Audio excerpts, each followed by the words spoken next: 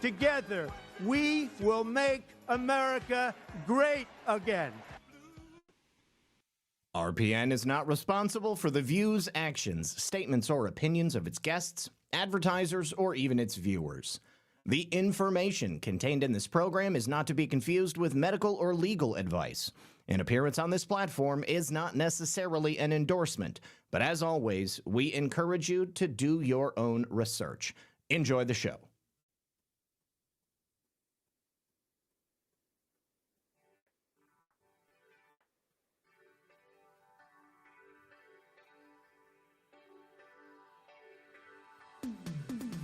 Good evening, everyone.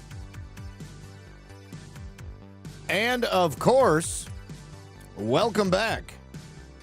Looks like I'm having a issue with my drive where I keep the images. Just trying to get it loaded up here. I can go like this. There we go. All right, hope you guys are having a great day. Thank you very much for being here with us. If you haven't yet, do me a favor, hit that like button. We've got a lot to discuss today. Very excited.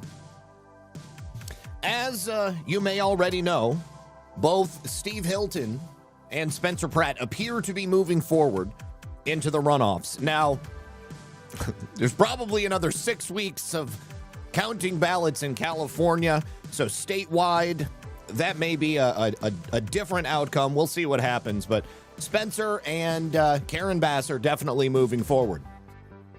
Nithya Raman is no more. All of the other candidates in every race are no more. So it is appearing to be a two-man race moving forward. And a couple of big surprises in California. Looks like Gavin Newsom's attempt to redistrict may be backfiring on him. We do have, finally, President Trump not able to use his endorsement to push a candidate forward, but I have to be honest, the candidate who won, I like better. He's a good one. And good news coming out of Alabama from the Supreme Court, and several different clips from testimony before Congress. So do me a favor, sit back, relax, and grab your popcorn, because we're going to be right back after this.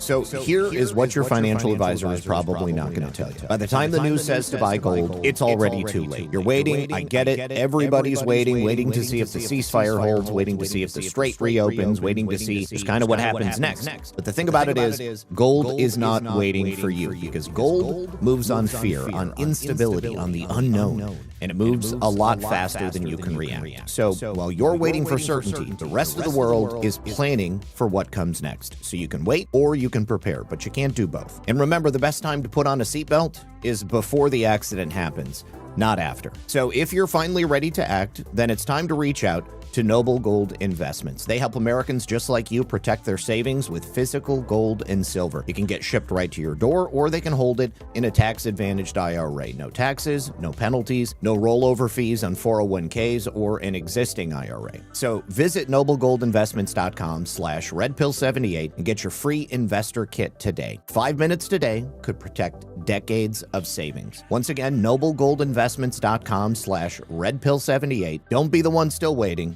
And when you support my sponsors, you support this channel. Now you can hear me. So yeah, despite my best efforts to simplify everything, I have to have like 3 different locations where I have to remember that I might need to hit mute or unhit mute, and you just have to forgive me. So anyways, thank you for letting me know in the chat. There is a slight delay from the moment that you guys tell me you hear an echo or you don't have any sound in the chat, maybe like 30 seconds before I actually know that that's what's going on, and then obviously I have to address it after that point. All right, so we have a lot to talk about today. I want to jump right into the conversation about California, because I think that this is one of the most important pieces of news that took place over the last 24 hours.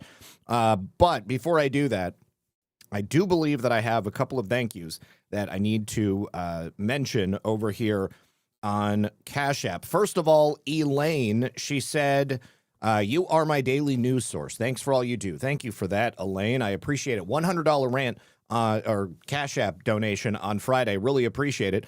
And then Kelly yesterday says, you're my news guy. Happy about Tina. Kelly, yes, happy about Tina as well. And another $100 Cash App donation. Really, really appreciate it. Thank you so much for the generosity yesterday, guys. Can't tell you how much I appreciate it. Let me also, Lisa seems to think that I may have missed something over on Ko-Fi, so I do just want to check that real quick. Actually, 21 hours ago, somebody supported me, and that was Christina with a $10 donation over on Ko-Fi. So thank you so much, Christina. Appreciate you as well.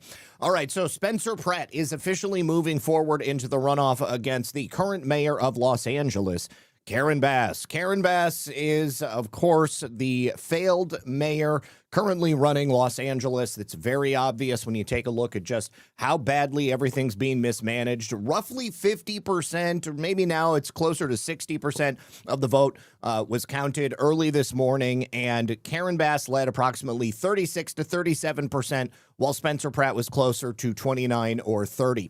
Now, actually, over the night, obviously fraud is a big consideration when we're talking about California, and that's what I was joking about when I said that there was going to be maybe 6 more weeks of ballot counting in California because they just love their mail-in ballot fraud there.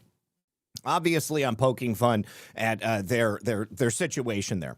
But there was actually a huge ballot dump that came in overnight, and it was about 50,000 votes.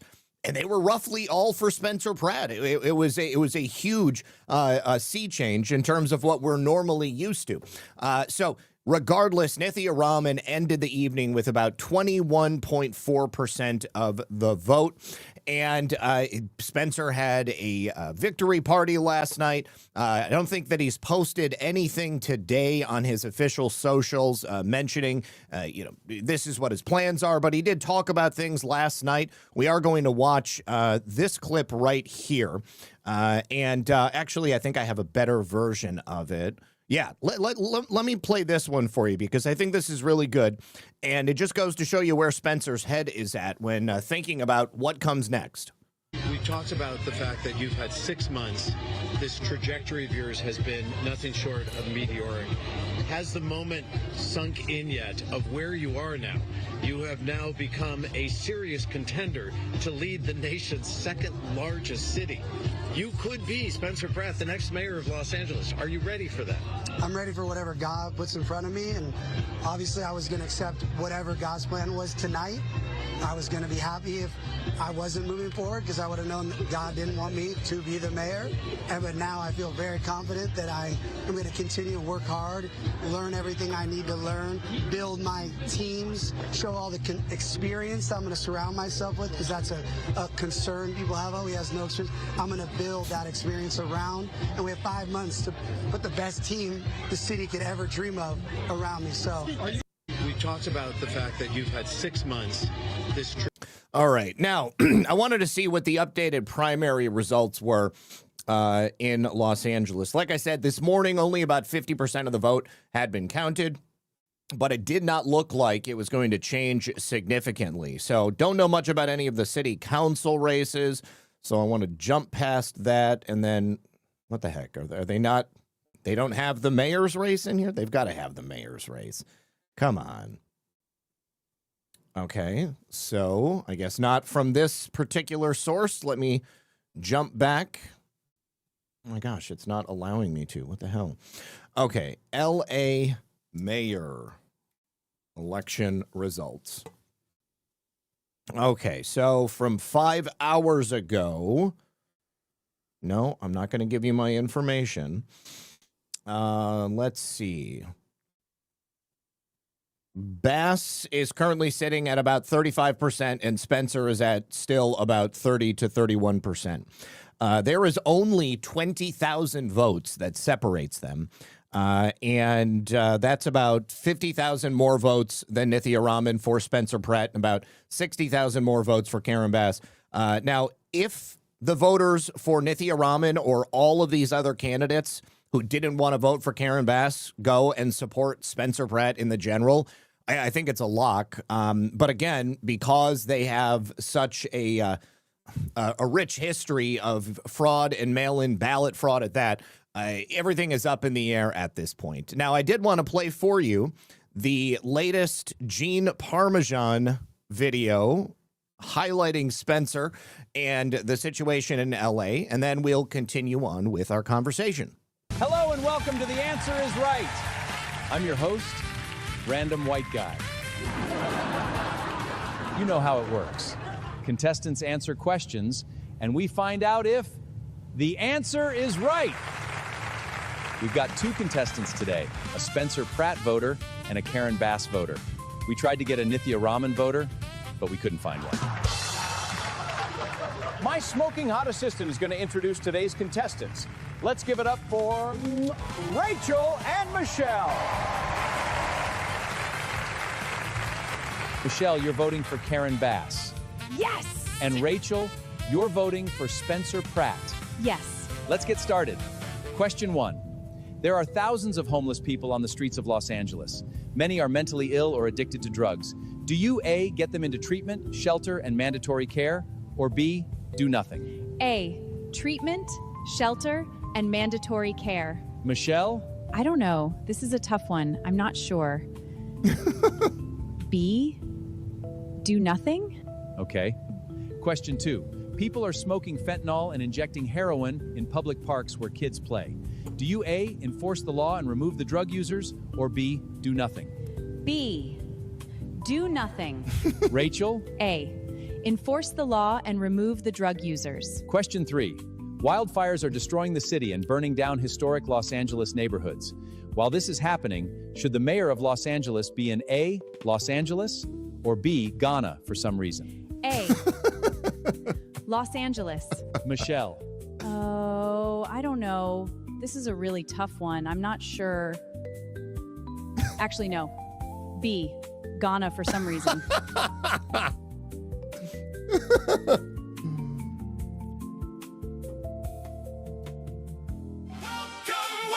to the show.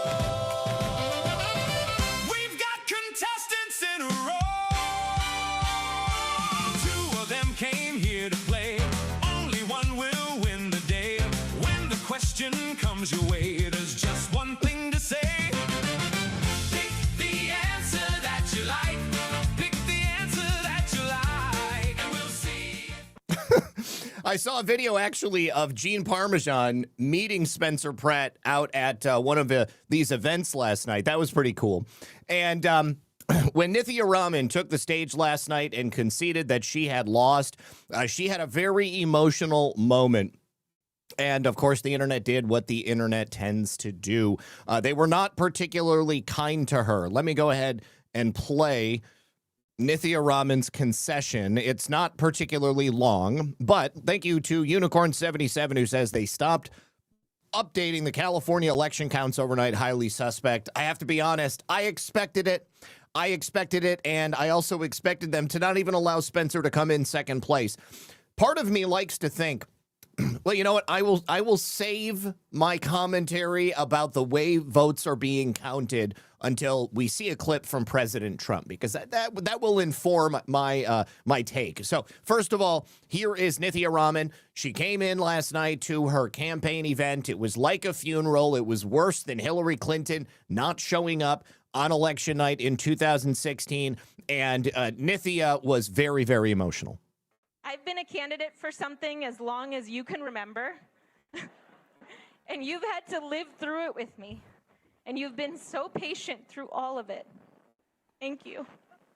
Karna and Kaveri, I hope you know that everything every person in this room is fighting for in this campaign has been about building a city that's worthy of you and every child in this city.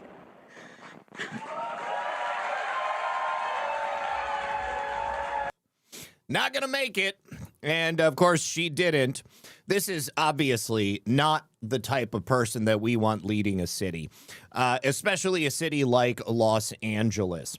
And from then on, it was just post after post after post. Here is Nithya in a bowl of ramen. Everybody really gave it to her. She is now leaving politics. She's not going to be a city council member any longer. And yesterday, late yesterday, after the show had ended, Spencer posted this video message to the people of Los Angeles, talking about one of Karen Bass's favorite campaign positions, and that is free teeth for meth addicts. Taxpayer-funded teeth for meth heads. While Nithya Raman wants to ban grills outright, my other opponent wants to get shiny new grills for drug addicts. It's the most quintessential Karen Bass policy, another cosmetic cover-up that fails to address the rot beneath. In a way, this reveals the most perfect allegory for the city of Los Angeles. How many people who are unhoused that you meet have no teeth at all? They don't have teeth. Why? Because meth rots your teeth. On the surface, Karen's pitch seems lifted straight out of one of my father's office brochures. She asserts, you can't succeed without teeth. You can't succeed without teeth. While that's objectively true, everyone with an IQ hovering slightly above room temperature had the same reaction. It's not the teeth that's holding them back, it's the meth. Reaction to that, though, was, why isn't the mayor doing more to address the meth use in the first place? Karen Bass was rightly mocked for this absurd program, but her defense of it was very revealing. When Angelenos pressed her on the insanity of giving meth heads new teeth instead of treating their addiction, she defended it by saying, We already paid for it. think about that. We already paid for this boondoggle, so we may as well just double down. This highlights the fundamental problem behind all of Karen's bad ideas, treating your tax dollars like monopoly money.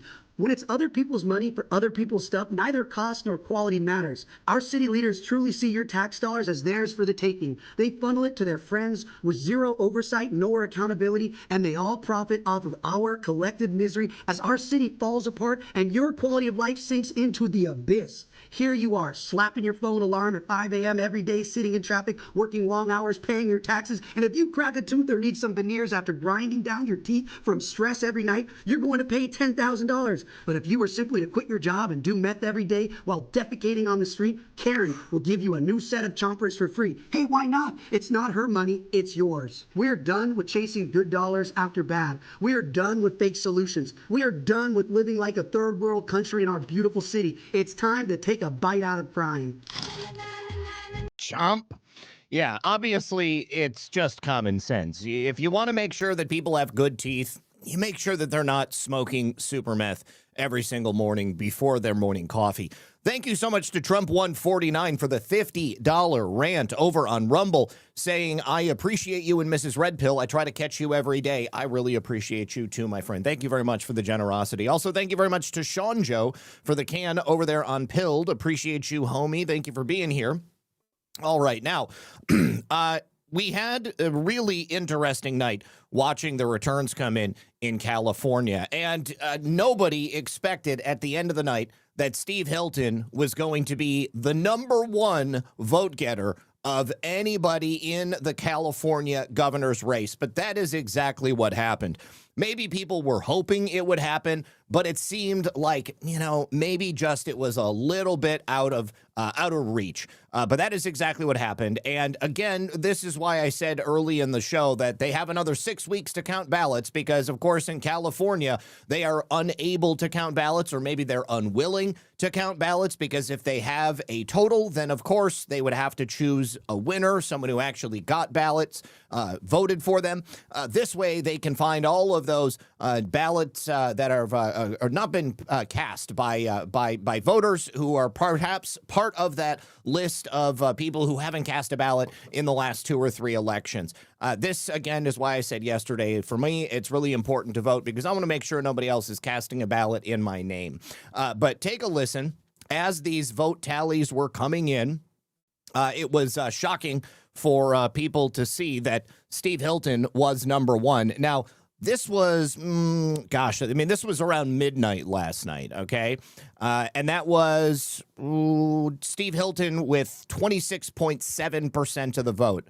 It's interesting. This is a statewide race, and the number of ballots cast for Steve Hilton, for Xavier Becerra, and for Tom Steyer were slightly less than the ballots cast in L.A. and L.A. County alone. So there's a lot more ballots out there, or there's a lot more possible mail-in ballots that they can go ahead and use to pump up the totals for Becerra and Steyer. I think that's obviously what they would want. But right now, Steve Hilton is the #1 contender with 27.8% of the votes. They did have about 200,000 more ballots come in for him. Xavier Becerra with 25.4%. His total actually went down. He had just over 1 million ballots, and he got another 200,000 votes. And then Tom Steyer is pretty much even Stevens with 19.6%, and he got about 140,000 more votes. Let's take a look. Get this. This is the statewide numbers, but in L.A. County, we have 51% of the vote is in, and Xavier Becerra has 29.2% of the vote. Steve Hilton has what again, Alec? Sure, 22.6 and 22.4 for Tom Steyer. This is just in Los Angeles County, in deep blue Los Angeles County. When you see Kevin Corke put those numbers up on the board and you see a lot of red and you see some green and you see some, the blue you see is in San Francisco and Sacramento and Los Angeles and San Diego. There you go, Kevin. You see the blue right there? Yep. Well, the deep blue area, Steve Hilton with 51%. I want you to look and see just how red California is. Now, the colors that you see on the map, these are counties that voted for the candidate that you see in the color here. Tom Steyer is shown in blue. Looks like he's got 3 or 4 counties that have voted for him in the majority. Steve Hilton, he's got dozens upon dozens. Xavier Becerra has this little strip of land in the sort of hellscape of San Francisco, Sacramento, and San Jose, and then also Los Angeles and San Diego. Everywhere that there is a major city center where obviously there's a lot of people on those voter rolls. Of the vote in is at 22.6. He's ahead of Tom Steyer, and he is behind Xavier Becerra. Oh, you know what? I'm sorry. This San Diego voted for Steve Hilton. Whatever this is next to San Diego is what voted for Xavier Becerra. But holy cow, Kevin, those to me is that to me is very telling about this election. Yeah, especially if you know L.A. County the way you do, the way I do. 51% in, and when you look at this, I mean, this is shocking. That's the only thing I can think of. Becerra, 29. Look at that. Steve Hilton, 215,000 votes in Los Angeles County. That should tell you a lot about how a lot of people feel in the Southland about how things have been going and what they feel like might be the proper way to move forward. I'm gobsmacked by that number. All right, so although the election has been called in Los Angeles, which means that undoubtedly Spencer and Karen are moving forward to the runoff, they still have yet to call the election for the state of California when it comes to this this primary election. It appears as if the runoff is going to be between Becerra and Hilton. But, of course, I am prepared for that rug to come ripping out from underneath my feet at any moment. However, Steve Hilton is declaring victory and saying that he will be in the runoff, and he's even suggesting that he believes he can win the state. I do believe that there is a possibility. What's great is that he was trying to film a video, what appears to be perhaps the Los Angeles airport, whatever the name of the airport is, and he was just thanking his supporters, and as he was filming, an enthusiastic voter for him came up and interrupted, and they had kind of a heartfelt moment. All right, hi everyone. It is the morning after a very, very good night. It does look like change really is coming to California. We are going to do it. This is our new governor, and I'm telling you right now, this is the man to vote for. He is honest. He is for the people. Okay. And they already voted. Oh, they did. It's looking good. Okay. Okay. I'll just. But it's great to see. Hey, it's great to see you, Steve. No, thank you. I know you're going to do great at this position, and He is not a dual citizen. He gave up his UK citizenship to become an American citizen several years ago. Glad I got to see you All again, right. but I saw you at Jack's church, and honestly. Well, thank you, man. I appreciate it. If anybody's going to pull this state around, it's you. Okay, well, that's the story. If anyone's going to pull this state around, that is the plan. Change is coming. We are heading to Sacramento. It's going to be a great day as we take our message of change right there to the place where all the bloat and bureaucracy and nonsense is coming from. Stay tuned. Good things are coming. We are still leading. It's looking good. See you soon. All right. Now, right here, Gavin Newsom's plan to gerrymander the map of California, like I said, seems to have backfired on him. California's new congressional 6th district. This is one of those districts that was recently redrawn and was assumed to be majority Democrat. Now, there will be a runoff in this district, but there are no Democrats that will be in that runoff. The lead contender is Kevin Kiley, who was a Republican, is now an independent, and then somebody who is not a Democrat. Take a listen. California's 6th congressional district right now. This is one of the districts that was redrawn because Democrats thought it would be a good pickup opportunity. Kevin Kiley is the incumbent. He's an independent now, but he was a Republican, and he's definitely not a Democrat. Look at that. So Kevin Kiley, prior Republican, now an independent, 28,000 votes, 26.8% of the vote. Michael Stansfield, he is the Republican candidate, 22.2%, and then Richard Pan, the Democrat, 21.2%. So Richard Pan will not be in the runoff. And the first two people in this race right now, and the top two advance, are the independent and the Republican, not the Democrat. Still only 50% counted right now. But how nervous are Democrats here that they might be boxed out of this district they drew as a pickup? California's... They are boxed out. And that shows that things are really changing. And if this is how it lays out, then what this means is that they simply do not have the ability to keep the power in the same way that they did before for a number of different reasons. We're going to talk about that in just a moment.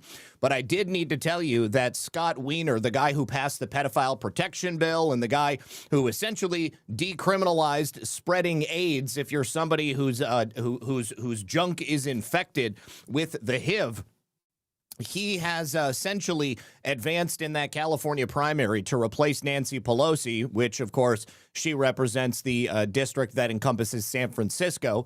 I am not surprised that Scott Wiener is now probably going to be the representative for San Francisco. In the November general election in California's 11th congressional district, San Francisco is definitely a deep blue area. And Nancy Pelosi held that seat for the better part of the last 4 decades. Now, roughly 49% of the votes were counted as of this morning, and Wiener had about 41.3% of the votes, ahead of a candidate who's actually endorsed by Nancy Pelosi, the San Francisco supervisor, a woman by the name of Connie Chan. Connie only got 28.6%. I would assume that Connie is of Chinese origin. Don't know if she emigrated here or if she's an actual American citizen, but you know, they got a lot of Chi-Coms there in California. There was also a former AOC chief of staff, Saikat Chakrabarty. That person trails in 3rd place. I don't know if that's a man or a woman. Now, under the top two primary system they have in California, Wiener gets to advance to face off Chan, and then ultimately whoever finishes off second. The next election will be in November, but it's probably a sure bet that Scott Wiener, the guy who likes to give people AIDS and the guy who likes to make it okay for pedophiles to rape children, he will definitely end up being the representative for San Francisco. Now, Wiener is 56. He's openly gay. He went to Harvard Law, as you might assume. He graduated from Harvard Law, and he was the former San Francisco supervisor. He really has a reputation of being one of the most left-wing politicians in America today.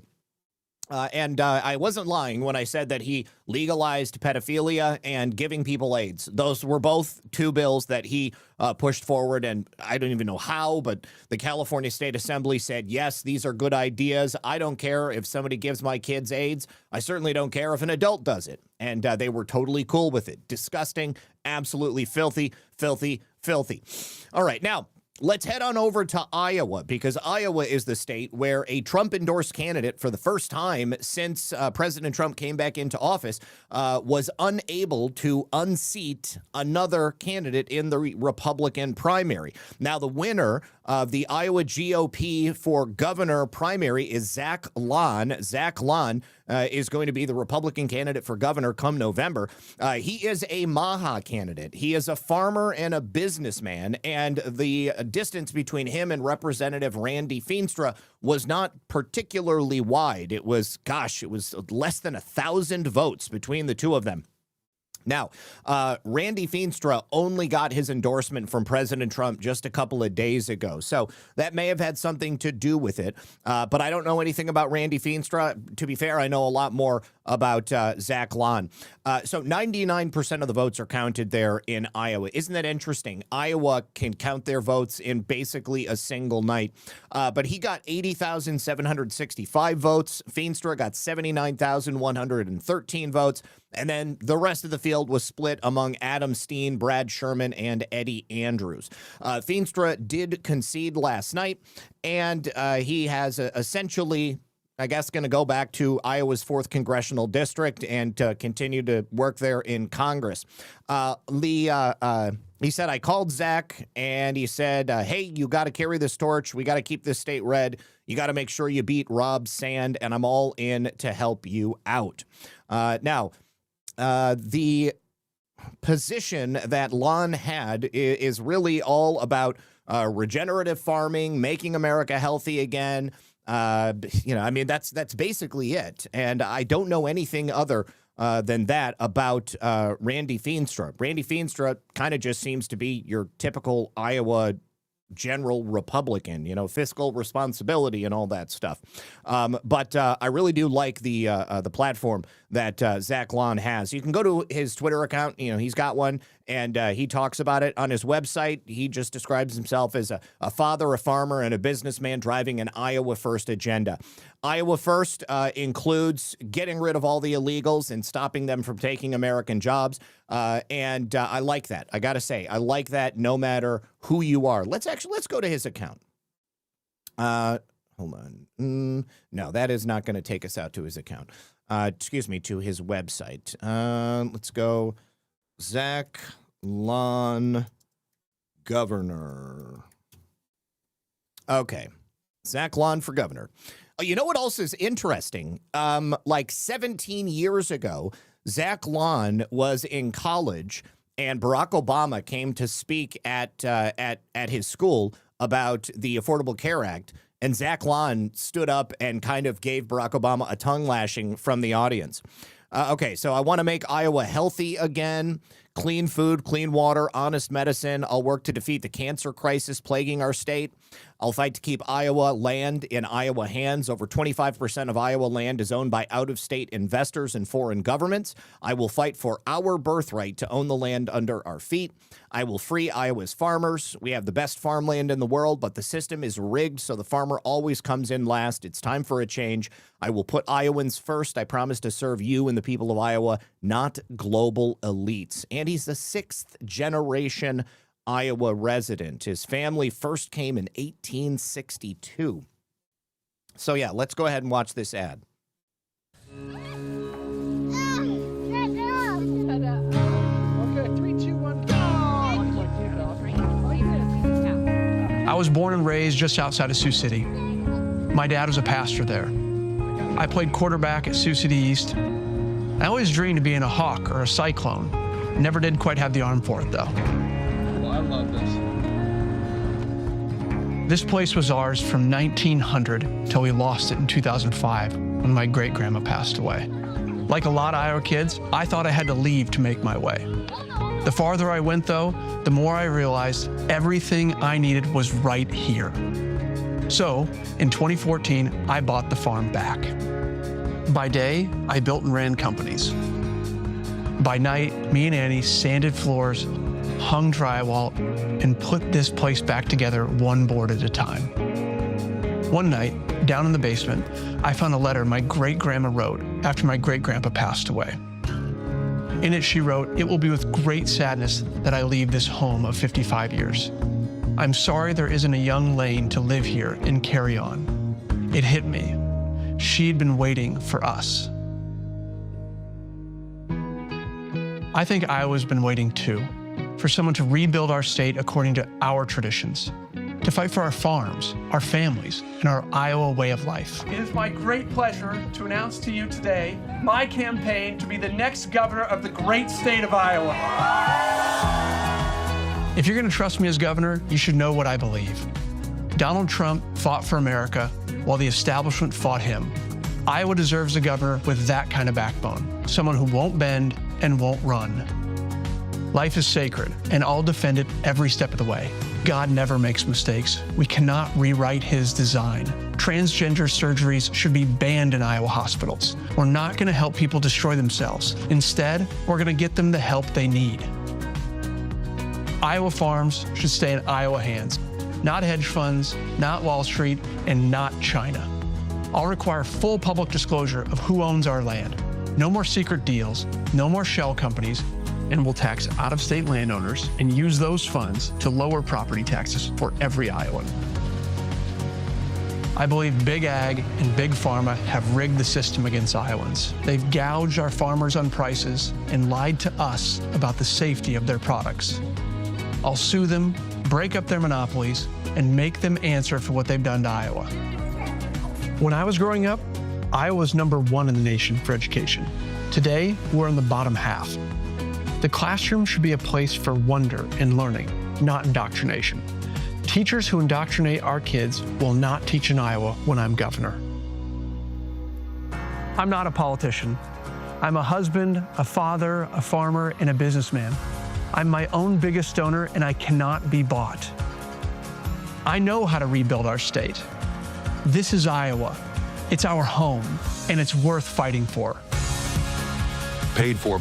All right, so I play that for you because I truly believe that we have a different class of politician that is stepping forward, interested in running not for personal aggrandizement, not for personal enrichment, not to make promises to lobbyists and to their donors, but instead to serve the people. And I keep seeing candidates like Zach Paine who have stepped forward and they've made these commitments and they have done it without having to sell their souls. This is honestly, in my opinion, what we need. If we're going to revitalize this country, if we're going to change the way that business is done, instead of just business as usual, making a country that puts itself first and takes care of its citizens, then we got to have people like this guy. I really like that. I really like that message. Now, here he is in college in 2009, calling out Barack Obama and a town hall meeting. Zak Paine. I'd love to have a debate, just all out, anytime, Oxford style, if you'd like. I understand how I'm willing to do that. But my question is this. We all know the best way to reduce prices in this economy is to increase competition.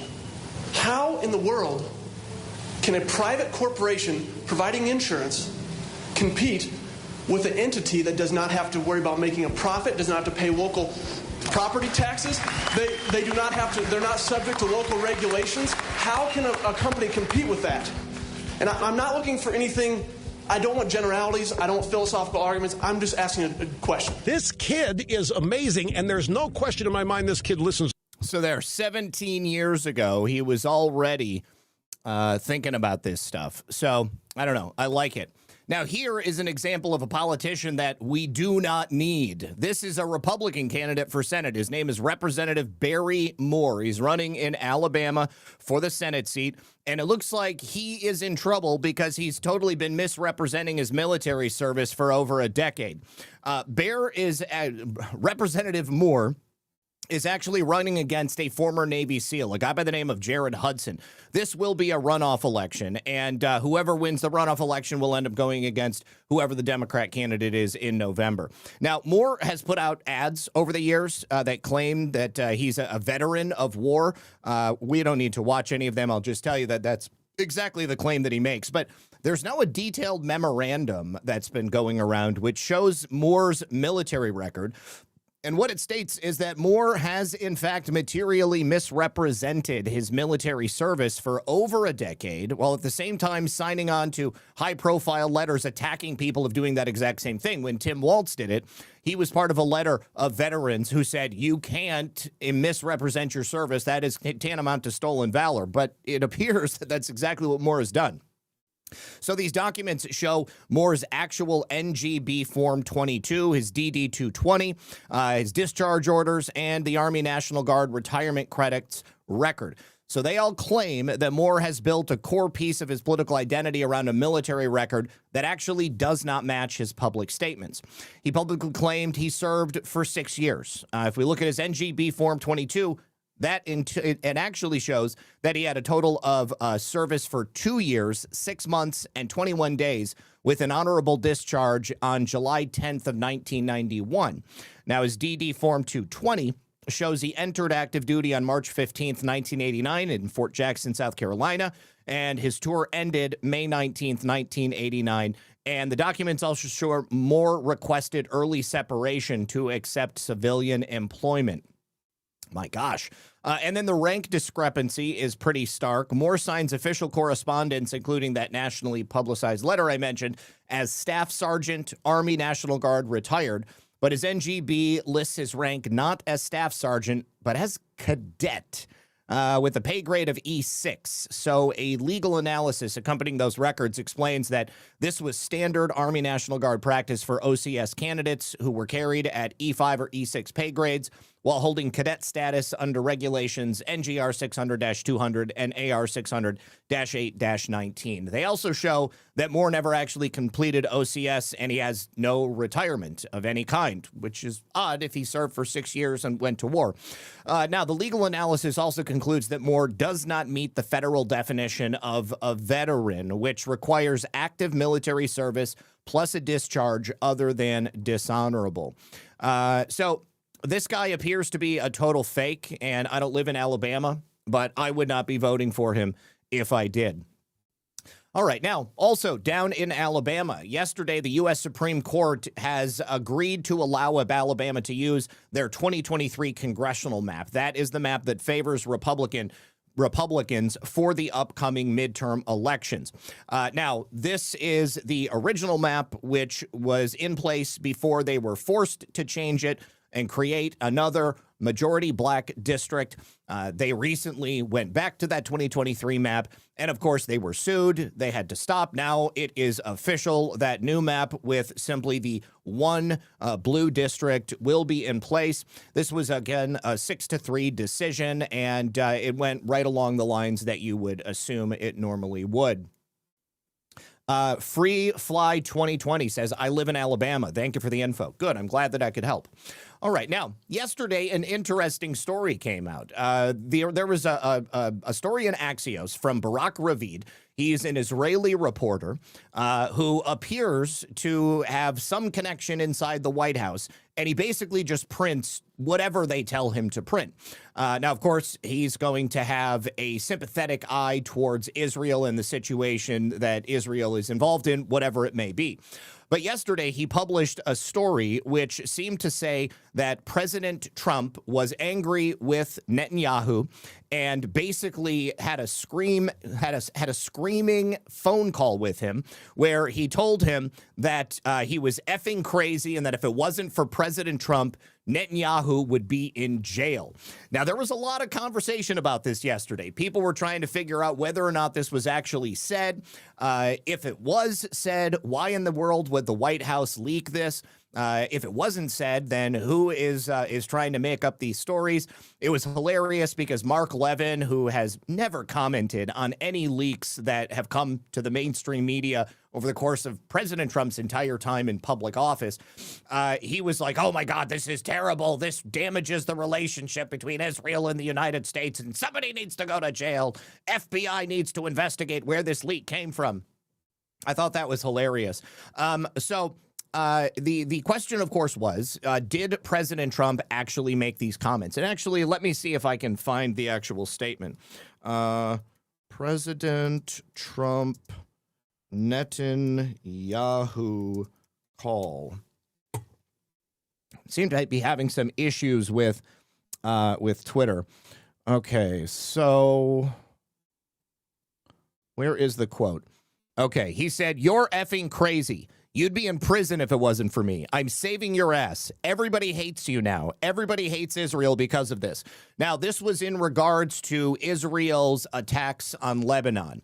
Those attacks on Lebanon are allegedly what have led to breakdowns in the talks between Iran and the United States to fully bring the conflict to an end. And as a result of Israel once again bombing Lebanon and actually moving in ground troops, Iran said, we're not going to talk until this stops. So Trump called Netanyahu and said, freaking stop it. Like, what is your problem? You are totally harshing my vibe here as I'm trying to get this shit taken care of. So Miranda Devine did an interview with President Trump and asked him if he actually said this. And he said, yeah, I definitely did. So hold on. Let me play you the clip. And actually, I'm going to need to this brilliant little get device past keeps any room this ice commercial cold all real summer quick. and toasty warm all winter with zero installation. Now, Axios reported that you had a phone call with Bibi Netanyahu, the Prime Minister of Israel, in which you were angry with him. You said, are you effing crazy? What are you effing doing? I helped you stay out of jail. Is that true? Did you speak to him in those terms? I did. I wouldn't say angry. I was a little bit perturbed at his constantly fighting with Lebanon. You know, at some point I said, Bibi, we got to stop this. We got to stop it. But I have a very good relationship. We've done well. All right, so there you have it. He confirms that he actually did tell Bibi that he was effing crazy. Personally, I have no problem with this. I really like it. And I think it's based that President Trump would come out and admit it. All right, now, President Trump in this same conversation also spoke about the presence of FBI at the crowd, in the crowd on January 6th. Recently, there was a new FBI whistleblower that came forward and confirmed the dozens of confidential human sources and actual agents that were in the crowd on January 6th. And President Trump here, I believe, is answering a question about the now defunct weaponization fund and why he believes that this is something that should be available to people who had their lives ruined by agents of the government who knowingly entrapped very, very, very well-meaning people and who had no idea of what they were getting involved in. Court ruled against it. Yeah. But just so you understand, these are people that have been decimated. These are people that lost their lives over nonsense, where the FBI said, go in, police, go into the... And they were supposed to serve 5 years, 10 years in jail. People committed suicide. People were treated, there's never been anything like this. What happened to those people? And these were many great people. And I gave them pardons. I'm very proud to have given them pardons. And I think they should be reimbursed for a crooked government. The government was crooked. This was the Biden group. And it's not Biden. Biden was too gone. Biden was a stupid. Court ruled against it. Yeah. Biden was stupid. Jeff, over on YouTube. Yeah, Trump definitely knows about the Greater Israel Plan. And what Trump is doing in the Middle East, in my opinion, is effectively thwarting the Greater Israel Plan. If Israel has no effective enemies in the Middle East, they have no excuse to bomb another country, to move into another country, to expand their borders. And there's obviously this like pull, this like push and pull going on over there. President Trump is trying to expand this sort of a region of peace, ensuring that we, the United States, have got direct relationships with all of these countries. If you'll notice, there have been a number of reports of Israel being very upset that the United States is having unilateral negotiations with Iran because they want to be involved in everything, because they think that they should be the ruling faction of the Middle East, which, of course, would give them the freedom to just go in and take over territory and push people out and expand their borders.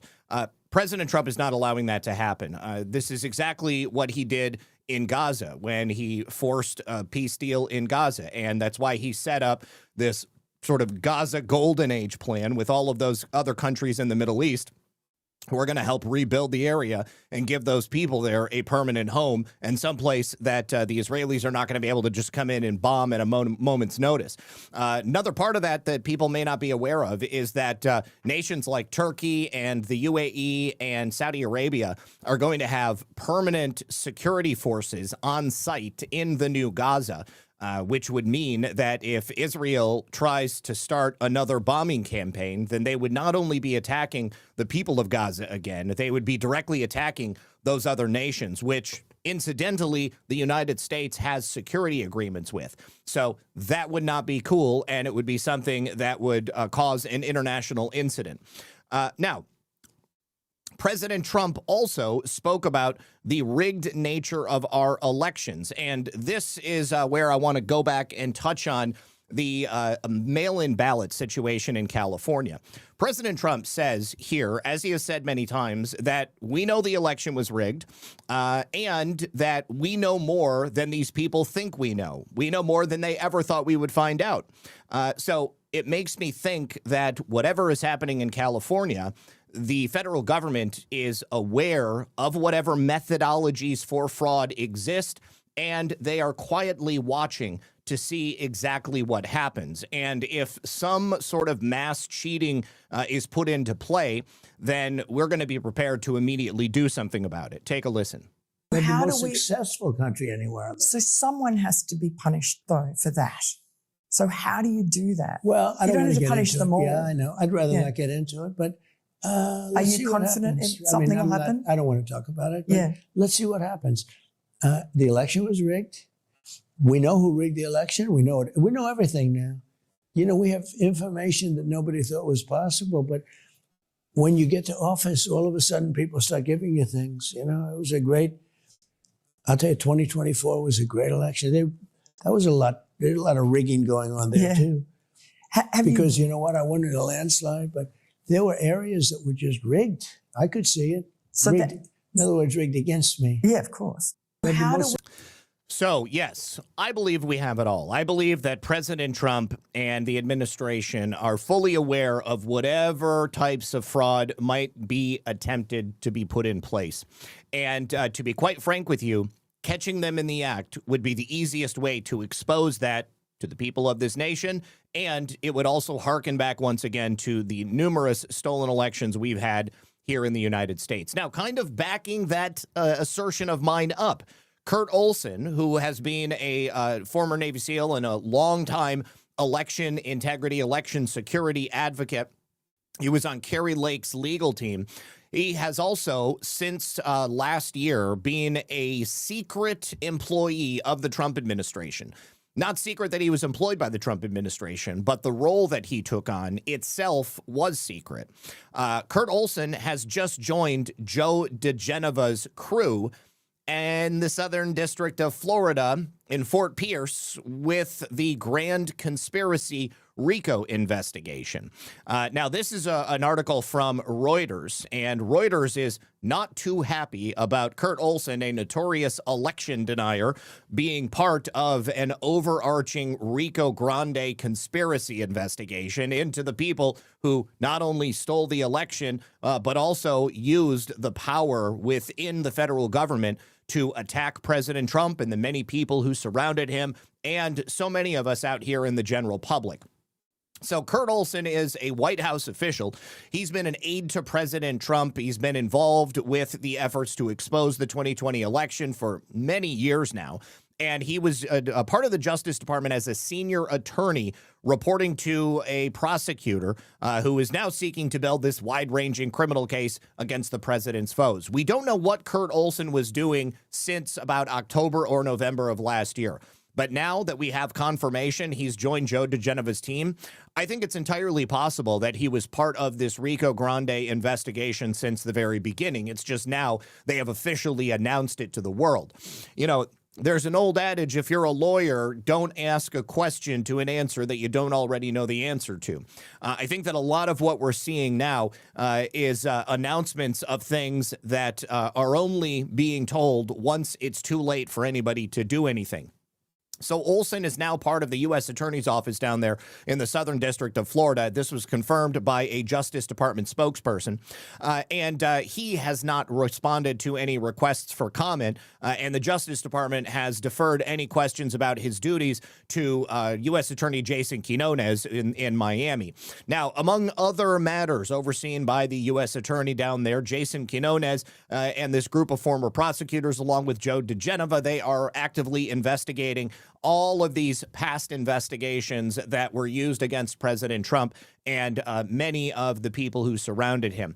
So, and Joe diGenova, if you don't know, I'd be surprised if you didn't, but Joe diGenova himself has long been a champion of President Trump in the fact that the election was stolen. When he came on in the Southern District of Florida, that gave me a big shot in the arm. And I think that it goes to show you once again that Pam Bondi kind of set the stage and was out there as a sort of distraction. So that when now acting Attorney General Todd Blanche came in, he could simply just hit the ground running. And in a post on X, Redding Quinones last month applauded the team and the people that Joe diGenova were bringing in. Joe diGenova, he said, is off to a fast start building our criminal civil rights section. He's already assembled a team of 12 prosecutors, with more joining every week. Now, I actually showed that tweet when he posted it, and in the picture that Jason Quinones had shared was actually a picture of Kurt Olson. I was checking to see if it was in here. Kurt Olson was one of many people standing with Joe diGenova, and so I was kind of expecting that there would be some announcement that Olson was going to be working with them. But I think that this is a major tell about the direction that things are going. Now, we also had a couple of announcements come on additional cases of fraud. First of all, the FBI announced a raid of a $35 million mansion in Southern California. Interestingly enough, on the same day that the election was being announced. This time it was an Iranian tech boss. This is a guy who was secretly supplying U.S. military hardware to Iran's military and nuclear programs. Now, the man's name is Jamshid Gomi, and he's being arrested by agents, and he's also a dual citizen of U.S. and Iran. He's accused of selling computer hardware to the Iranian government so that they could use it in their military and nuclear options.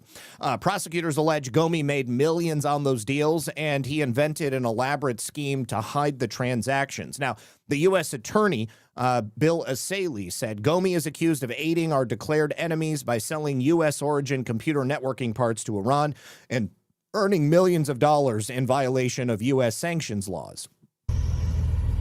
So this is the home in which Gomshi lives. Geez, oh Pete's, that's a nice place. $35 million can get you quite a bit of square footage. And there he is being taken out by agents. Don't know if that's the FBI or that'd be Homeland Security.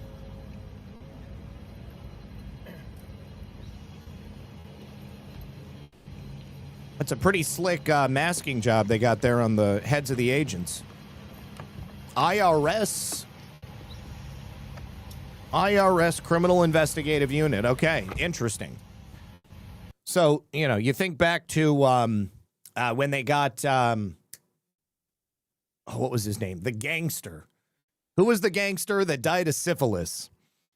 I can't remember his name. This is so many years ago. Anyways, they got him because he didn't pay his taxes. And that's perhaps one of the reasons that the IRS still exists in the way that it does. I need to say thank you very, very much to a couple of people over here on Rumble. Bad Blondie, good to see you. Do this in your Irish accent, Zach. Patriot Challenge. Match me $5 and I'll let you... Patriot Challenge. Match me $5 and let's show Zach and Lisa how much we appreciate the hard work, friends. Thank you for that. Al Capone, that's him. Al Capone. Thank you, everybody. Thank you, Bad Blondie. Principled Enigma says, I served as a Seabee in the Navy during the Vietnam era. In other words, I've been around for a while. In my experience, anybody who has ever stolen valor always loses. Fate is kind of funny that way. Now, for some reason, the screen is occasionally going out of focus. Looks like a buffering problem. I assume you already know that. Rebooting the router possibly even once a day. It purges the cache. It's not my router because the streaming is all being done by Rumble. So it's an issue that I can't do anything about. So with Rumble Studio, a lot like StreamYard, it is literally taking just a screenshot of my computer and then it pushes it out. from their server. So unfortunately, I can't do anything about it. But thank you very much. It's Tony Man says, hi, Zach and Lisa. I'm just a feeling, but it sure feels like something big is on the horizon. That's all I got. Happy hump day. I am totally in agreement with you. I'm feeling really good about where we're going. And then Principal Enigma says, you're thinking of Jimmy Hoffa. No, Jimmy Hoffa is the one that they buried in the bottom of like Shea Stadium. But definitely Al Capone. He died a pauper, basically, and they put him in prison because he didn't pay his taxes and he had syphilis, and so he was going mad. All right. Thank you also to No Thanks Joe, who says, thanks, Lisa and Zach. Be safe. Thank you to Sean Joe for the cookie. Thank you to Eyes Wide Open 8 with some shades, who says, Lurker here. I just want to say thank you for your perspective. I find myself acting like a bobblehead because I agree so often with you and you state it perfectly. Thank you. Thank you very much. I appreciate that. Also, Sean Joe, thank you for 2 cookies as well.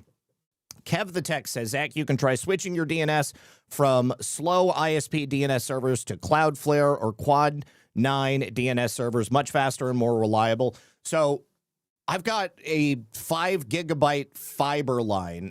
Even with that, are you saying that I would get some benefit? And to be honest with you, Kev, I don't know how to do that. Maybe you can send me an email and walk me through how to do that, because I don't know. Yeah, I don't know how I would even go about that. But would I do that like in the router itself? And, you know, because I've got an AT&T router, but I only use that for the fiber. And then I've got my my Nighthawk, which is where, you know, everything comes out of that. I've got a 10 gigabit switch. Maybe just send me an email, Kevin. You can walk me through it. I'd appreciate it. Maybe we can jump on a Zoom call or something. Border Bowler Jack Bryan says, love Red Pill. You're the best. Thank you for that. I really do appreciate it. Thank you for being here as well. Okay, now, speaking of fraud, President Trump has just said that J.D. Vance and Republicans are at the fraud division within the DOJ are uncovering billions of dollars in fraud. We've talked about probably every single instance that has been announced up until this point. But he specifically calls out the Democrats and the way that they are impeding those efforts. He said exposing all of the fraud, obviously, once again, could help balance the federal budget, leading to further tax cuts and entirely getting rid of taxes. Now, the reason I mention this right here is because I think it falls in line perfectly with the sort of pushback that we're getting on so many things. These are all universally good choices and policy decisions that the president is making for the country, and that the people who actually support him within government are helping him to implement. But every time the other side and even people on the Republican side stand in the way of these things happening, there's only one reason that comes to mind for me, and that is that they are profiting off of the corruption. They are part of the deep state apparatus that we are trying to take down, and that, in my opinion, we are successfully taking down. Now, President Trump says J.D. Vance and Republicans are doing a great job hunting down fraud in various states. Billions of dollars is being found, and we've just started. If we found it all, we would literally be able to balance the budget and simultaneously reduce taxes, cutting them even more than I have already done, which is a record. Amazingly, Democrats are fighting us all the way. This is something that I am surprised at, because I thought this would be a bipartisan effort. Now, I think that he knew that they were going to fight, and obviously he's baiting them with this statement. It's looking like they are in on the act, meaning they are profiting from the fraud. The Democrats don't want us to find hundreds of billions of dollars of fraud. This goes down along with men playing in women's sports, the transgender mutilization of children, mail-in ballots, no voter identification, and no proof of citizenship in the scale of ridiculousness. President Donald J. Trump. All right. Now, thank you very much to Sean Joe for the cookie over there on Pilled. I appreciate it. All right. Now, before we move on to a conversation about Scott Bessent and a couple of other MVPs who were all giving testimony today in congressional hearings, I do have a brief message from the good folks over on Rumble. Let me take this moment to ask you to please hit that like button, thumbs up, whatever it might be, wherever you're at. Parents, grandparents, you know the drill. It's time to have a conversation right now about America's birthday. 250 years of freedom, grit, sacrifice, and the greatest experiment in self-governance the world has ever known. No country has ever made it as far as us, and I firmly intend to do everything I can to keep it that way. Keep moving forward, keep making America great, keep putting America first. This is the perfect moment to make sure that your kids and grandkids understand why this country matters. Not just the glitz and the glam, the fireworks, the hot dog, the baseball. The story behind it all is really what we want to make sure they're aware of. And this free guide to the America's 250th birthday is a great way to do it. And it will take these kids back to the moment when the founding fathers signed the Declaration of Independence. It'll teach them what they risked and why the ideas they fought for at that time still matter today. So when they read this, it is going to not only show them what these men were doing at the time that they signed the Declaration of Independence, but it's going to break it down in a way that will make it really understandable, enjoyable, and entertaining. It's not going to water it down. It's not going to make it feel like schoolwork. So if you care about raising children who understand where this country came from, but most importantly, why it's worth preserving, then this is something you're going to want to grab. And the best part is it is completely free with this special offer. All you do is pay $2 for the shipping and handling. So to pick this up, just head on over to freeusabirthday.com. Once again, that is freeusabirthday.com, and the Kids Guide to America's 250th birthday is there for those kids today, because America's story matters, and let's make sure the next generation knows it. So that way, they will continue to fight for it in the same way that many of us have as well. Oh, that's the wrong button. That's the correct button. All right, so recently, President Trump signed that executive order. We spoke about this. It dealt with the new way that banks are meant to handle accounts that are ostensibly owned by illegal aliens. Now, simply having an account and being an illegal alien isn't against the law. But those accounts are going to have certain behaviors linked to them, which clue the bank into the fact that these people are illegal, that they're likely being paid illegally, and that much of the money that they make when they're here is going to be siphoned off and then sent overseas.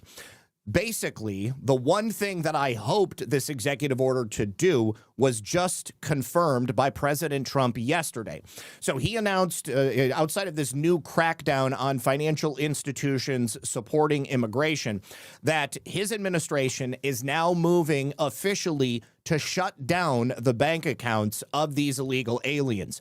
That way, these bank accounts, which are right now being used to facilitate illegal immigration, human smuggling, cartel activity, these accounts are now going to be taken from the illegal aliens who have been accepting welfare off the backs of American taxpayers, and they will be seized, and that money will go back to the people of the United States.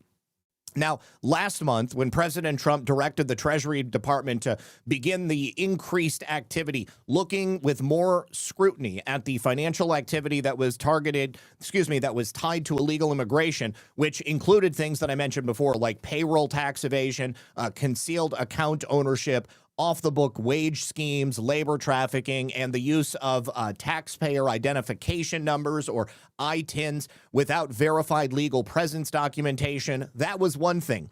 But now banks are going to be pressured to strengthen their customer identification requirements, and they're going to have to think twice before they even allow these people to open up accounts at their financial institutions. Even more than that, if these illegal aliens know that by simply having a bank account, they will immediately be scrutinized in a very different way, that means that, well, they may not consider it worthwhile to have a bank account. Certainly, they're not going to be able to get a loan from those banks anymore. They're not going to be able to get credit cards from those banks anymore. They're not going to be able to use the American financial system. And with people who have had bank accounts for an extended period of time and show a pattern of behavior, like only depositing cash, a certain amount on a certain day every single week, sending a certain amount of cash via Zelle or some other cash payment service business to a foreign country over and over and over again. Those bank accounts can now be seized. And once they are seized, well, we're talking billions of dollars for the American taxpayer every year that would end up sticking with us. President Trump declared that these illegal immigrants and foreign fraudsters are right now stealing those billions of dollars, stealing it from the American taxpayer, stealing it from the United States of America. And he has vowed that we are going to use every tool at our disposal to stop this from taking place. Now, this is the exact post that President Trump put out. Illegal immigrants and foreign fraudsters steal billions every year from the American taxpayer. As part of my administration's historic effort to end fraud and reverse mass illegal migration, I recently signed a powerful new executive order, which will be led by the Treasury Department to stop banks, credit cards, and financial institutions from being used to facilitate human smuggling, drug trafficking, illegal immigration, and the criminal cartels who orchestrate these activities. Access to our nation's financial system must be limited to those who have a legal right to be here and who are engaged in lawful and legitimate commerce. Bank accounts being used to enable illegal immigration or to store the welfare received by illegal aliens will be shut down, and funds will ultimately face impoundment and seizure so that they can be returned to the taxpayers. It is not ludicrous, but profoundly dangerous that any illegal alien can simply present a blue state driver's license or a Biden border document and have unrestricted access to the U.S. financial system. This also sends a clear message to the anti-ICE rioters that your violent disruptions are only strengthening our resolve. My executive order will also allow us to stop billions from leaving our country in all manner of criminal activity. It's been said this measure we are taking is the most effective means of reversing Biden's border invasion, and we shall soon find out. So that announcement builds upon that executive order we spoke about last week, restoring integrity to America's financial system. Treasury, regulators, the banks, they're now looking to strengthen customer identification requirements, target this illicit financial activity, and directly address financial risks that are associated with illegal immigration. And best of all, seize the money and the property and give it back to the people of the United States of America. Hoorah! I love it. Okay, so Principled Enigma says DNS servers are completely outside of your local network. They have nothing to do with your router. However, it is through your router that you designate the IP address to the servers. You might find the following link helpful. Okay, so, all right. If would you mind, Principled Enigma, like sending me an email explaining this? Because I can't go back through all of the rants and like pick and choose. If you would just send me an email and explain to me what you think I should do, then I will have the information from you and I'll have the information from Kev, and I can do whatever might be necessary to essentially make this as streamlined as possible. That would be awesome, dude. I really appreciate it. Okay.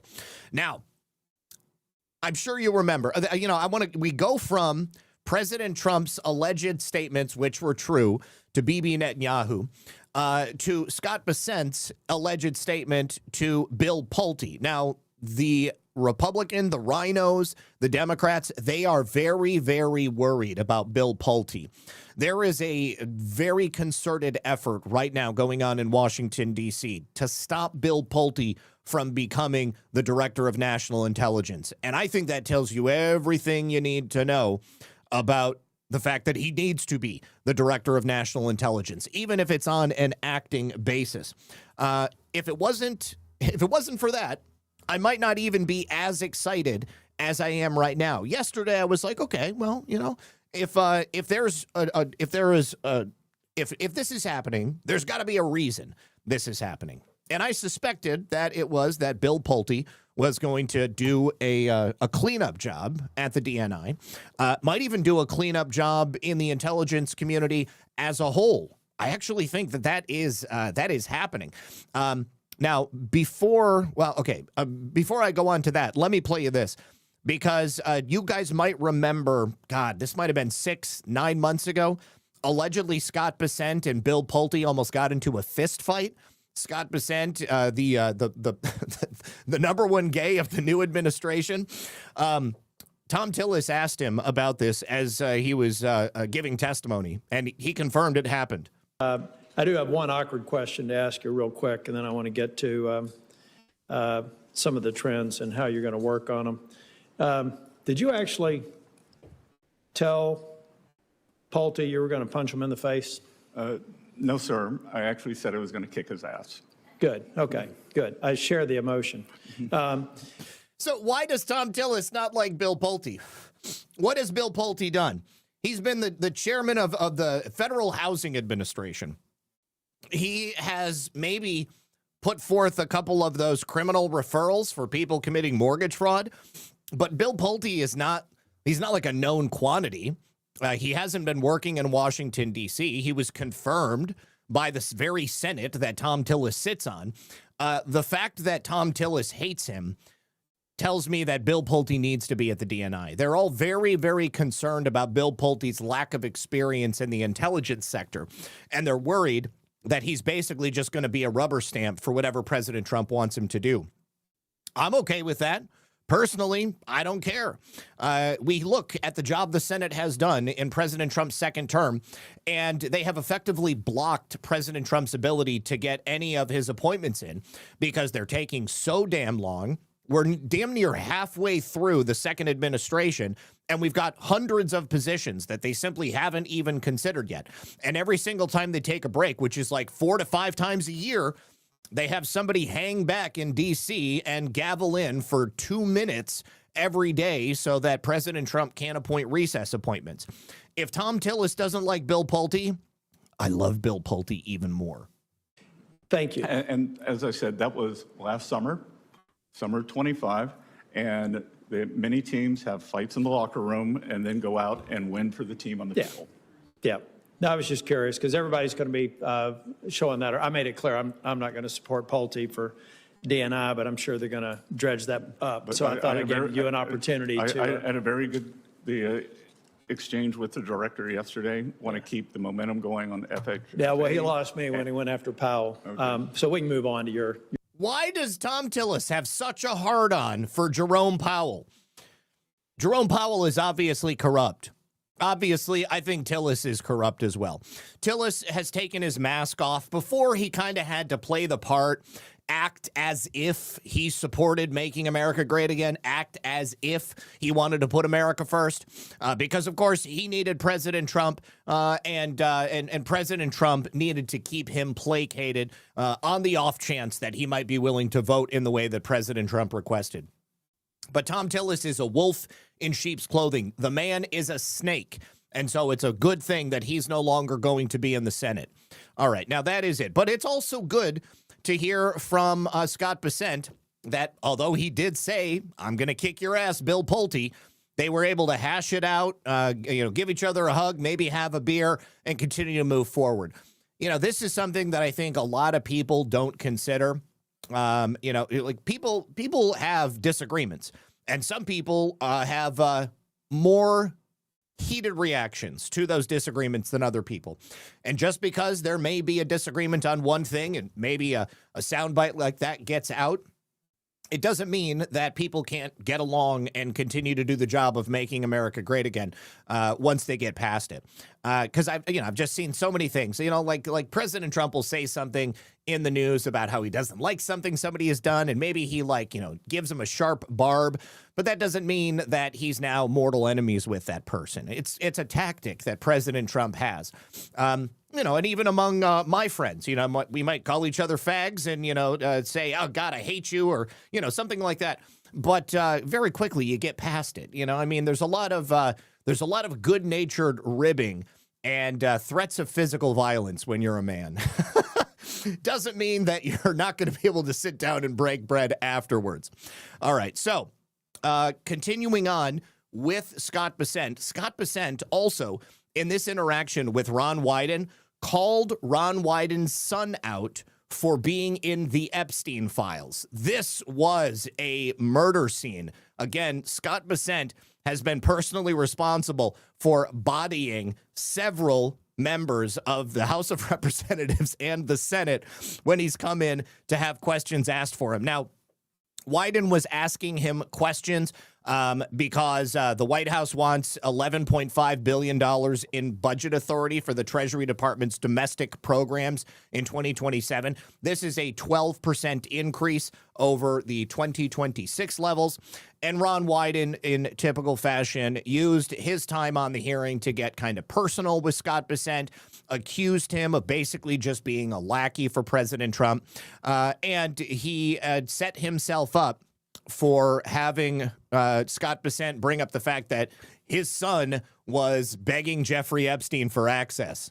Senator Wyden has mendaciously slandered the Treasury building in an attempt to cover up his son having an investment meeting with Jeffrey Epstein to ask for funding. Thank you. I love Scott's affect. I love the way this dude acts. It's so funny. It's just so funny to me every single time. Chairman? Yes. Let's be clear here. Nobody is interested in the ramblings of a capo in the most corrupt regime in American history. We want to get some facts about this deal. That's what we're here for. Thank you. Well, thank you, and I will ask my questions first today. And we would like to hear what Adam Wyden and Jeffrey Epstein talked about. Your son's largest investment position was Rick's Cabaret. So did your son and Jeffrey Epstein talk about pole dancing as he begged him for money using your limited credibility? I'm going to proceed with my questions, and Mr. Secretary. Wyden's got nothing to come back with. Oh, my God. All right, now, I had no idea that Ron Wyden's son was in the Epstein files or that he and Jeffrey Epstein were talking about pole dancing. That's hilarious. So here is... cover up. Here are the emails between Adam Wyden, Jeffrey Epstein, and Jeffrey Epstein's, one of his numerous assistants, Leslie. So Jonathan Farkas here, writing to Jeffrey Epstein. Hi, Jeffrey. Adam Wyden asked if you're interested. It might be a good idea to meet Musk. He's a good salesman, a bit of a S-God to tree-hugged weird. Don't really know what that means, but obviously he's talking about putting them in touch with Elon Musk, or wanting to put him in touch with Elon Musk. But of course, by this point, Elon Musk had already basically given Jeffrey Epstein the cold shoulder. So right here, this is the email from Adam Wyden to Jeffrey Epstein. Jeffrey, I wanted to thank you for taking the time to meet with me. I thoroughly enjoyed our conversation, and I hope my passion and dedication for my business, which it sounds by what Scott Bessent said is a strip joint, came through in the meeting. I live and breathe this business and take my returns, integrity, and reputation quite seriously. Obviously doesn't take his reputation and integrity that seriously if you're meeting up with Jeffrey Epstein, who at this point is a known sex trafficker and a sex offender who is registered in 2 different states, New York and Florida. And I believe I have the mental fortitude and energy to stick through the tough times and drive value when others are fatigued. I intensely appreciate like-minded individuals and would very much look forward to having you join us at the fund. He is on his knees begging Jeffrey Epstein to invest in his business. I have attached our subscription documents and a PPM for review. I would very much look forward to continuing the dialogue and working together. Thanks in advance for the consideration. All the best, Adam. And right here, Jeffrey Epstein's assistant, Leslie, replies. She says, thank you, Adam. I will forward on for you, rather than Jeffrey Epstein himself. And here is the email inviting Adam to come meet Jeffrey Epstein personally at his home at 10 a.m. So, yeah. Oh, my God. I love it. I absolutely love it. G. Fontes says June is now. President Trump's Secretary Scott K.H. Bessent month. Oh, June is now President Trump's Treasury Secretary Scott Bessent month. And America wants the stolen rainbow of God flag back for the pride in the United States of America. Amen. All right. You know what else we want back? We want back the rest of the money that's being stolen. Now, in addition to Scott Bessent testifying, Luke Rosiak, who is an investigative journalist doing that series on the fraud being discovered in Ohio, he's actually testifying before Brandon Johnson's, or is it Brandon Johnson? Hold on. It's not Brandon Johnson, because Brandon Johnson is the Chicago Democrat. The guy who's married to Dinesh D'Souza's daughter, Brandon, I can't remember his last name. Somebody will know it. And actually, I think I have a clip with him. Brandon Gill and his committee with James Comer were asking Luke Rosiak questions today. Now, they also had a new article in the series come out, and he is in this series highlighting some refugees from Bhutan who moved to the United States and became multimillionaires, drinking champagne and flying on private jets. I feel like I am doing the American dream wrong, guys, because I've never even been on a private jet. I don't drink champagne anymore, but geez, oh, Pete, it sure would be nice to have a plane that I wouldn't have to share with people paying for the same economy class fare as myself. So a 29-year-old former refugee in Ohio by the name of Roshan Adhikari has become a social media sensation in Bhutan and Nepal. Now, this is where many Bhutanese refugees lived. He documents his life and the garish luxury of it all. This past January, he advertised a vanity film starring himself and showed himself getting a small birthday surprise for Dad. What was that small birthday surprise for his father? A Cadillac Escalade. Plus, he also bought a Mercedes for his mother. What a son. There is another post showing him drinking champagne in this private jet with the caption, "Welcome aboard, Air Roshan. Never in my wildest dreams did I imagine that a kid from Nepal would one day ride the skies like this." So the question that everybody wants to know is, how did Roshan make his dreams come true?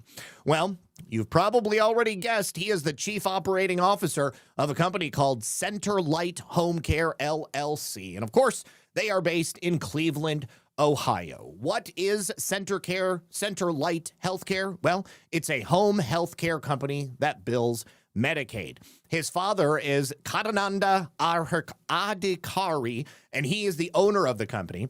Now, I guess maybe they have a website, but it is, no, I'm sorry. They don't even have a website. I read that incorrectly. But he has been paid nearly $17 million by the state of Ohio in recent years. His 25-year-old brother, Dixon Adhikari, he's got his own Medicaid company. That one's called Changing Lives Home Care, LLC. They have been paid $10 million by Ohio. And Roshan also owns Smile Transport, LLC. This is the kind of company that drives around the elderly to the doctor, so they get them coming and going. No, they are not Indian. They are Nepalese and Bhutanese, I guess you would say. So there is little indication from Roshan's social media that he spends much time working at the business in Ohio. Most of the posts that he makes are made from Nepal or from resorts that he's staying at, places like in Miami. And 81% of immigrants from the nation of Bhutan are on welfare. That's according to a graphic posted by President Donald Trump previously. That is the highest of any immigrant population in the country. And Ohio specifically, its capital city, Columbus, has got the largest Bhutanese population in the world outside of the nation of Bhutan. It just so appears that some members of the 19% who are not on welfare may be drafting financially off the many who are taking government money. Because in Ohio alone, people with the last name Adhikari, which is a Bhutanese name, have been paid more than $350 million by the government for operating businesses like home health, adult daycare, and transportation companies like this family does. The money from just this one clan in one state amounts to about 10% of the annual GDP of this South Asian nation. Now, Adhikari has a Facebook page, but the Facebook page of his father, who did not return a request for comment to speak about the content of this investigation, says that he's employed as a translator for Catholic Charities, an NGO 501c3 connection. Business records also show he owns a rundown convenience store, which has failed to pay state taxes every year since 2022. He separately has tax liens against him personally for failing to pay Cuyahoga County taxes. Oh, here he is on his social media standing in front of a brand new Corvette. Taxpayers are, however, certainly paying Mr. Adhikari so handsomely, in fact, that in 2023, his father incorporated another company by the name of Lux Charters LLC. Now, Mr. Roshan Adhikari was reached out to by the Daily Wire and Luke Rosiak, but he said he couldn't talk because he was in the middle of getting on an international flight. When they called him back a few days later, he hung up as soon as he answered. And here we can see him on the deck of what appears to be a private yacht in the bay in Miami, Florida. Refugee idols. Some of the Medicaid millions that are made by these people are leaving the country. You got all these individual home health care companies that have affiliate charities, which they can then funnel money abroad to, all while providing tax benefits to the companies that are stealing the money from people like us.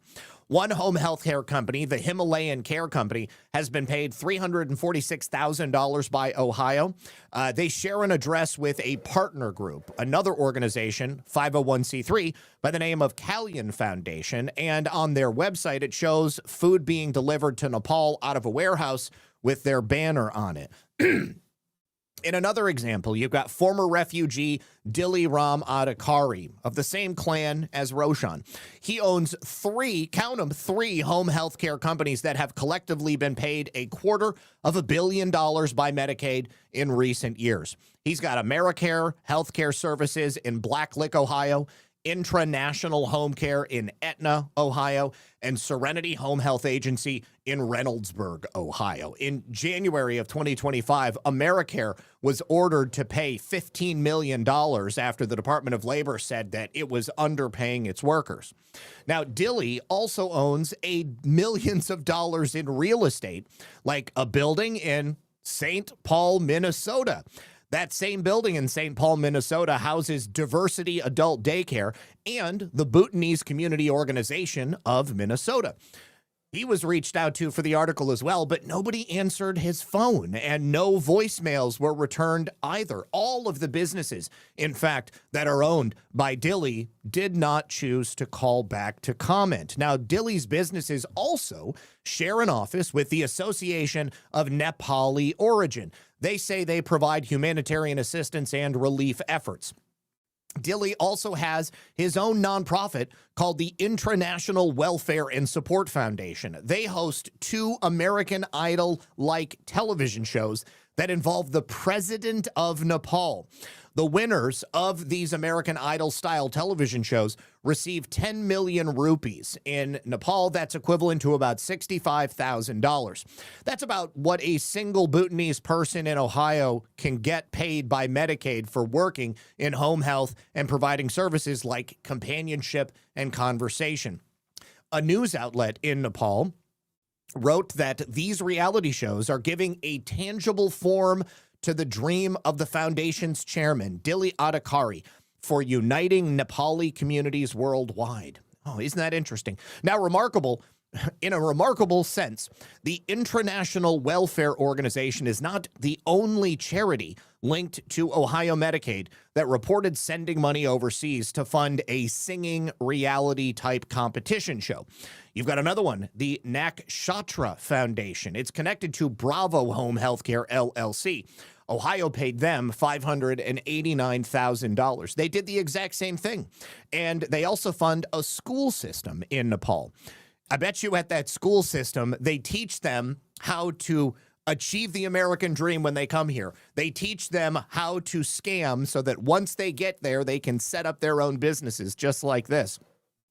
You've got an entire infrastructure that's popping up in the third world nation of Bhutan, and now it's directly tied to Bhutanese refugees in the United States who claim to be disabled, which is triggering payments to their family members.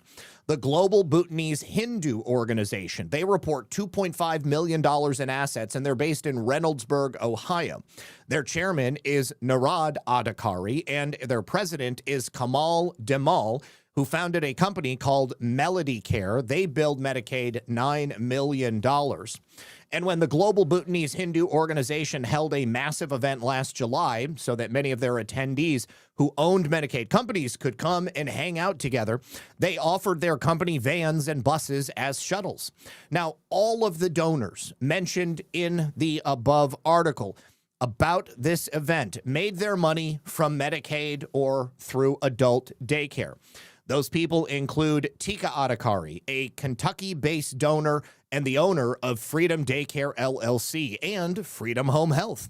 Tika Adhikari is listed on the incorporation paperwork for Freedom Senior Share LLC in that state, which also billed Medicaid $143 million. Now, the Bhutanese Foundation's donors also include Netra Acharya. That's a Pennsylvania-based entrepreneur who publicly announced that he would cover the full cost of food for Sunday's gathering in memory of his ancestors. That meant providing 3 meals for more than 15,000 people. Now, Acharya owns and runs a company called Brightwood Adult Daycare, and they cater specifically to Bhutanese elderly individuals. That's from their website anyways. And then another Adhikari, also in Ohio, Nirmali Adhikari, owns Medina Home Health, which is paid $22 million by Medicaid. Their billings topped out at nearly $1 million in 1 month, December 2023. Their website exists, but the link is dead, and they haven't posted on Facebook since September of 2024. When you're making all that money, who's got time to post on Facebook or make sure that your website still keeps working? Now, its last post says the person posting on behalf of the company lives in India. They're probably making $5 a day, wouldn't you bet? Well, the businesses appear to earn money from the astronomical proportions of fellow Bhutanese in Ohio who are also on Medicaid, the federal state medical program for the poor and the infirmed.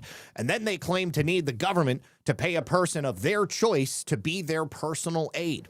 The government knows that the ethnic groups just don't have a monopoly on providing medical services. They are often providing them exclusively to fellow members of their ethnic group.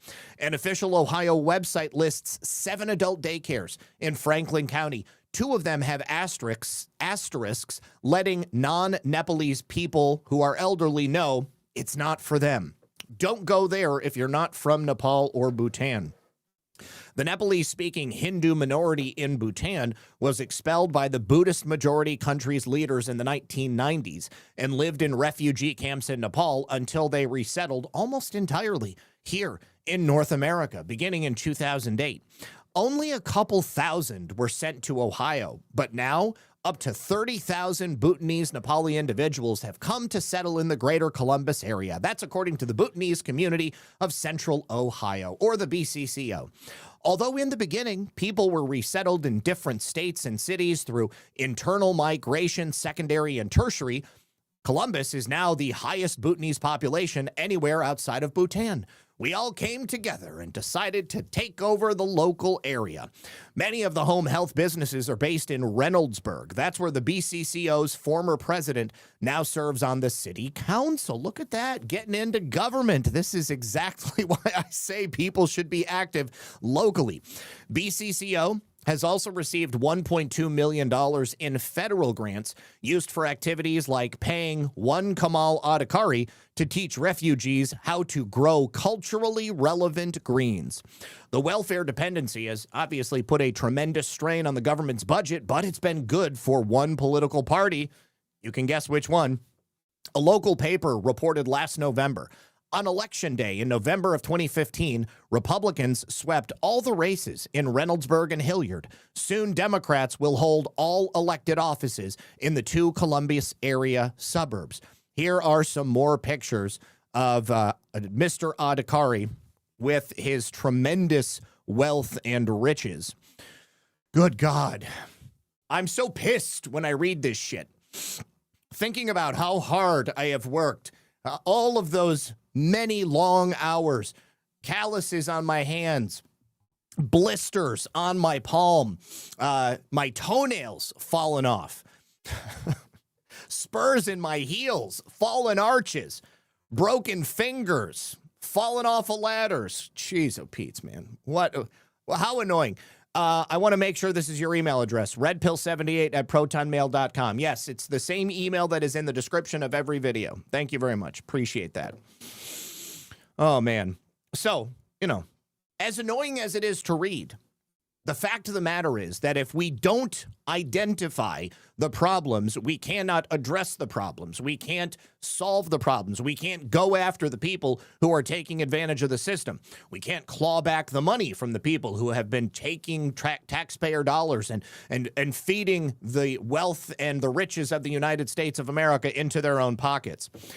This, my friends, is a very important aspect of determining exactly what the hell is happening in our country. We can't trust that anybody else is going to address it. This is the kind of thing. People of Ohio, do something about it. Do something about it. Did Zach have a bad year? I don't know that I had a bad year, but I'm just saying that, I'm 47 years old, so I've held a lot of jobs, and I've had a lot of opportunities to work in difficult positions, which were necessary because I had to feed myself and my family. But, of course, you read about people like this just showing up off the boat, and the first thing they do is get a check for $1 million, opening up a fake home health care company. So, moving on right here is, of course, Brandon Gill speaking with a member of the Ohio State Senate. She's a Democrat, and Brandon Gill has a unique deadpan delivery. I really do like this guy. Take a listen. Has Somali immigration been good for Ohio?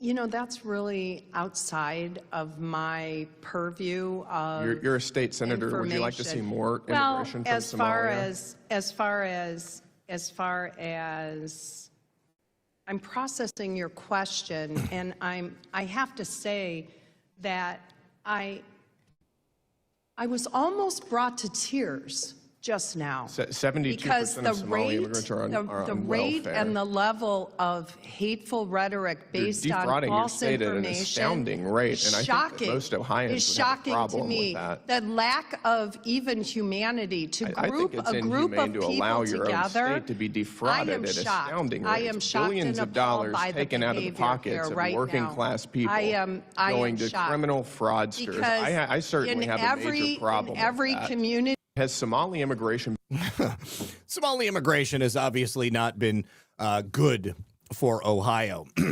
Immigration in general, I don't think has been good for the United States. When they opened the doors, really, in the 1960s, they immediately began to dilute the quality of life for natural native-born Americans, and slowly, over the course of, the latter half of the 20th century, it's just gotten steadily worse.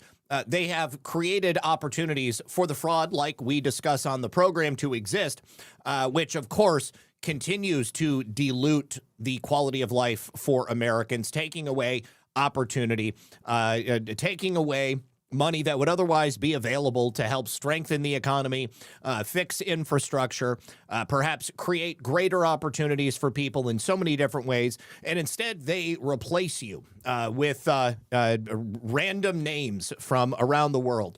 Those H-1B visas that are replacing people's jobs, those people might not even actually be doing that stuff. They end up coming here to the United States. They pay some guy back in New Delhi, $5 a day to do their job while they come here, and then they do another job. Maybe they run a convenience store or something like that, and they take the money that they earn from that stuff, and then they end up buying a business. And until recently, they were getting loans from the Small Business Association. Thank God all of this stuff is ending, because once it's all been cleaned up, we're going to be living in a very, very different world, and we can go about the business of putting America first. Now, here is an interaction between Secretary of State Marco Rubio. One of the things that always annoys me watching these hearings is that these senators and congressmen, they'll say a bunch of words, make a claim, and then act as if they want an answer, and then they will interrupt and stop the respondent from even answering. And Marco Rubio has a great comeback here. This is Representative Madeline Dean of Pennsylvania. Distribution. Well, because one of those were in cahoots with Hamas, and we saw an incredible. Now, what she's asking about is the cutoff of USAID funds. Obviously, those funds from USAID were going to fund a lot of things that were not humanitarian. They were funding the overthrow of governments. They were funding color revolutions back here at home. They were funding black ops operations for the Central Intelligence Agency. They were funding the general sort of demoralization of America. They were also funding terrorism. They were funding drug production and drug smuggling, so many different things. And they were also, of course, funding political campaigns for people maybe like Madeline here. And so she's upset that that USAID money got cut off. Marco Rubio, as the head of both USAID and the Secretary of State, is in control of that. Distribution. Well, because one of those were in cahoots with Hamas. And we saw an incredible amount of the aid flow into Hamas's hands. Reclaiming my time. The aid was held up at the border by Israel, and you know it. You've got to fix your rules here. You can't even answer a question. You're not following the rules. You're very familiar with how this works. No, I don't. I never served in the House. This is a weird rule. Will you ask a question and I can't answer? Would you please add time to the clock? Nope. He's... Nope. Will you please add time? Nope. Oh my God, she just had her face stuffed in a big pile of shit. Okay. Now, in this interaction, Representative Bill Keating goes completely chimped out on Marco Rubio about Ukraine. He's obviously not happy because a lot of that Ukraine money was also making its way back into the United States of America and into the pockets of lots of these Democrat politicians. This is a House Foreign Affairs Committee hearing. So he was yelling in an unhinged manner at Marco Rubio, attacking him over President Trump appointing Bill Pulte. Again, somebody very emotional about the possibility of Bill Pulte replacing Tulsi Gabbard, even for just a limited period of time. I mean, as acting DNI, Bill Pulte won't be in that position forever, but he'll be there for a couple of months, and that's more than enough time to do a significant amount of damage to the intelligence community and to the people who are benefiting off of it. Let's take a listen and hear how this goes. This pocket-sized pressure tool is so powerful, it strips a decade of grime off concrete in 30 seconds. Representative Keating. All right, this is a longer clip here. Representative Keating is recognized. Chairman, for the record, I ask unanimous consent to submit the President's financial disclosure form, which will detail those dealings that were referred to by the ranking member. Without objection. Secretary, thank you for being here. In conjunction with your job, you're also the National Security Advisor with access to the most sensitive intelligence secrets our countries and other countries have in the world. But before this, you had these two positions. You had a distinguished career as a member and a chair for 5 years of the Senate Intelligence Committee up to last year. And you and Senator Warner are some of the most respected and knowledgeable people at that time. And Mark Warner's a hack. I'm just going to put that out there. Voices in the entire intelligence community, earning the trust of Democrats and Republicans alike, Senator and House members, and other countries. So with all your Intelligence Committee experience, and now as Secretary of State and National Security Advisor, and all those years of experience, have you ever, specifically in the context of the intelligence community, heard the name Bill Pulte? In the context of intelligence? That's what I said. No. No, I have never heard his name. Okay, thank you for answering that. Well, never even heard his name. Given all your years of experience and your position now, never heard the name. For the record, Bill Pulte is a person Donald Trump has chosen for the acting director of national intelligence with no experience in the intelligence field, whose misuse, widely reported, of confidential information led to the prosecution of the president's political enemies, is now the person in charge of the nation's most closely guarded intelligence. Bill Pulte did nothing wrong when he filed those criminal referrals against people who just so happened to be enemies of President Trump. It wasn't just that they were people Donald Trump didn't like. It's that they were high-ranking members of the Democrat and deep state establishment, and they also happened to have committed mortgage fraud. That's exactly what the head of FHA would have done, should have done, and if it wasn't Bill Pulte, then it would have been somebody else. Maybe they wouldn't have had the balls to do it. I don't know. But I think that Bill Pulte got a little bit too close for comfort. And if I was running FHA, I would probably have somebody assigned to look into the mortgage statements and the loan requests for every single member of Congress, because I tend to believe that those three individuals are not the only ones who have committed mortgage fraud or, in general, have committed crimes. Intelligence when he couldn't even conduct himself appropriately as the federal housing finance director. Again, what he did, filing those criminal referrals, nothing inappropriate about that. He did nothing wrong. And the so-called confidential information that Representative Keating mentions, it's only confidential insofar as it was part of their loan applications. I mean, once you submit it to FHA, no matter who you are, you have put yourself on record with the federal government, with a federal administration. And if you break the law, you should expect that somebody might use that information against you. Now, Secretary, have you ever heard of the name Ira Zahari? Who's that? You've never heard the name Ira Zahari? I mean, it doesn't ring a bell off the top. In the context of security? Well, let me tell you. Mr. Zahari pleaded guilty for breaking into the Capitol on January 6th through a broken window, wielding a metal rod as a weapon. And Donald Trump appointed him to a team at the Pentagon focused on irregular warfare and, of all things, counterterrorism. That's ironic, given that he participated in one of the most significant incidents of domestic terror in our country's history. I think it's shameful, the people that are being appointed, and I think it's also shameful, some of the people that have been fired. Now, I want to move to Iran.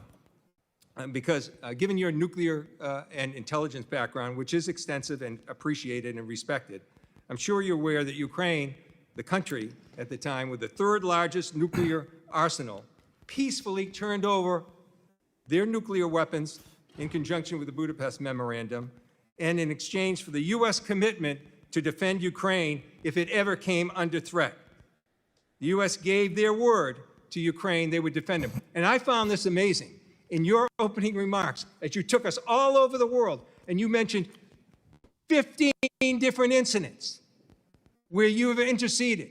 15, the top 15. Not once did you mention Ukraine when you were prioritizing the achievement that's there.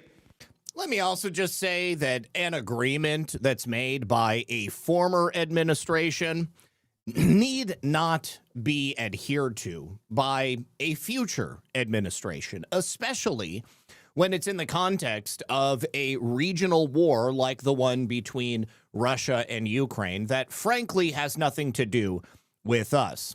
I tend to believe that we've made the right decision not interceding on behalf of Ukraine. But at the same time, President Trump has obviously done a lot, more than any other nation on earth, to try to bring Ukraine and Russia together and stop the killing. Ukraine obviously does not want the killing to stop. Ukraine is doing whatever they can to continue to keep the fight going because, as I've said so many times before, as soon as the war is over, Zelensky is no longer going to remain in power.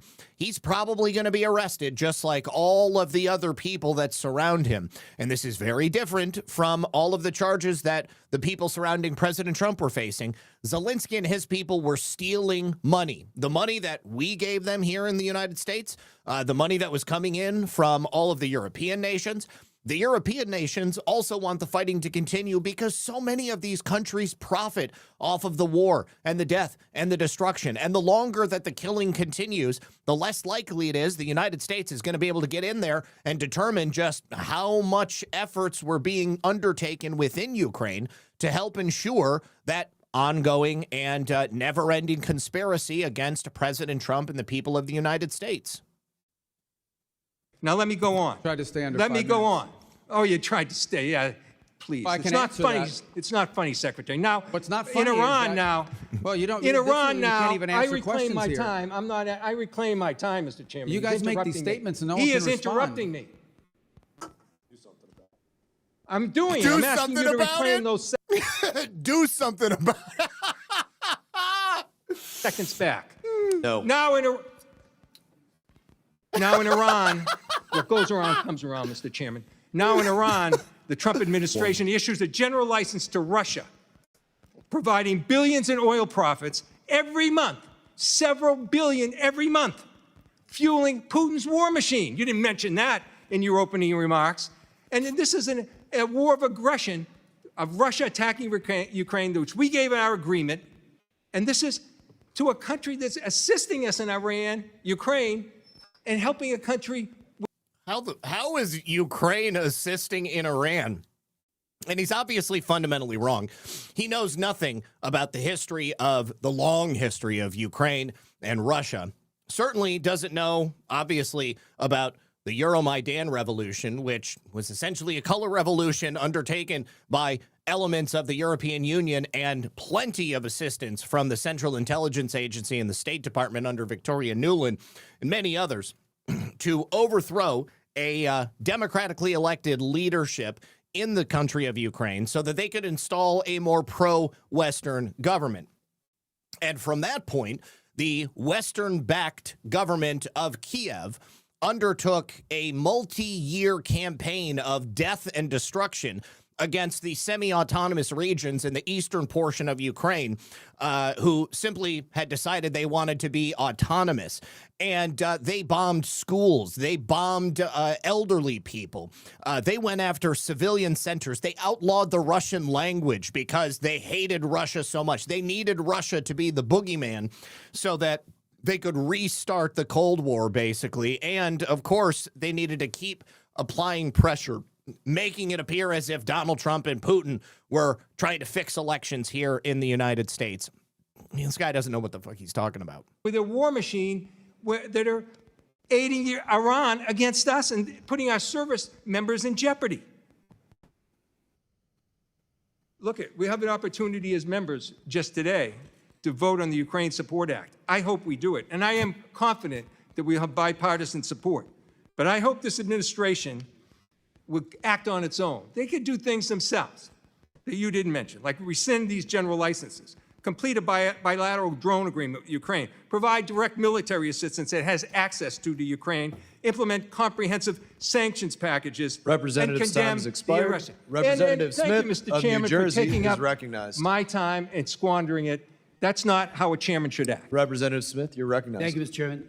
Mr. Secretary, if you need a Yeah, hold on. Now Marco Rubio gets to respond. moment to respond to. Well, I also didn't mention Cuba because I literally hand wrote what I was going to say to you guys, and I told you I was going to submit the written for the record, and I think everybody understands Cuba is a priority for me. Just on the Ukraine front, I'll address it now if it's okay with your time that I could do so. I think it's well documented that we've been very involved in trying to get the two sides to the table. We've invested a lot of time in it. Unfortunately, so to this point, neither side has been willing to make concessions, particularly on the Russian side, necessary in order to bring peace about. We remain ready to play any role we can in that context of bringing a peace about, because we think the war in Ukraine, devastating war, has no military solution. It can only be solved through a diplomatic route, and it's been unfruitful. I would characterize it as the ongoing challenges. That said, let's be clear, we are not, to be fair and to be frank, we are not impartial mediators in that war. Okay, we don't provide weapons to Russia. We only provide weapons to Ukraine. We don't impose sanctions on Ukraine. We only impose sanctions on Russia. So we have clearly taken a side. We continue to sell weapons to Ukraine, by the way, through the Pearl program, unimpeded by what's happened in the Middle East or anywhere else. And look, we'd love to see that come to a negotiated settlement. As of right now, the prospects don't look great that either side is prepared to make the concessions necessary in order to reach an agreement. But we stand ready. And we've engaged and invested a tremendous amount of high-level time on that conflict over the last year. I think it's a source of frustration for the world. Hopefully this year will bring better news. I don't have any news for you on that front today, but we are ready. As I've expressed to both sides repeatedly, we're ready to step in and play whatever positive role we can to bring that devastating and escalating war to an end. So when he mentions the fact that Russia is particularly unwilling to make concession, the concession that they're being asked to make is to accept Zelensky to remain in his position as president. It's never going to happen. Now, here's a shorter clip for you. This is another insane member of the House of Representatives, Rosa DeLauro. This is actually her interrogating Todd Blanche yesterday. This is a great point that Todd Blanche makes because it's something that I see from all sides of the political spectrum. People will take headlines or posts on the internet and they will hold them up as objective fact and say something needs to happen because of this. But oftentimes the news is fake. And that includes fake news coming from both the left and the right. In order to bring about prosecutions, you have to have a serious investigation and you have to bring together proof that you can present to a grand jury to get the indictment, and then that same proof to be presented before a jury of 12 peers at a trial, and then use that to achieve the conviction that we so desperately want in many different instances. Now, that's not to say that there aren't many crimes that I am eagerly waiting to be prosecuted. But so many just see these headlines, and it happens so often on the left. I will forever be haunted by the headlines that these TDS-suffering, brain-rotted morons will repeat back unironically as proof that Donald Trump has done something that he must be imprisoned for. Yes or no question. What I've just mentioned, do you believe that what I've talked about is enough here for the next Attorney General to open a criminal investigation? Yes or no? No, you just read a bunch of random, unsourced news articles and reports. No, that's not the basis to open a criminal investigation. I mean, you're looking around, but it's not. This is not the basis on which it is not. Just reading something that's just a hypothetical off a news article, it's not. It's hypothetical. It is real. Did the president get a Qatari? What? Do you read the press?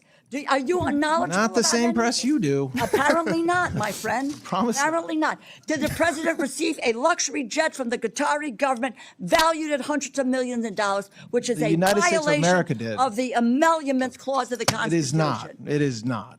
Didn't happen. Well, yes or no? Didn't happen. And she's just flabbergasted because all she's ever done was read a headline from CNN and she doesn't actually know what she's talking about.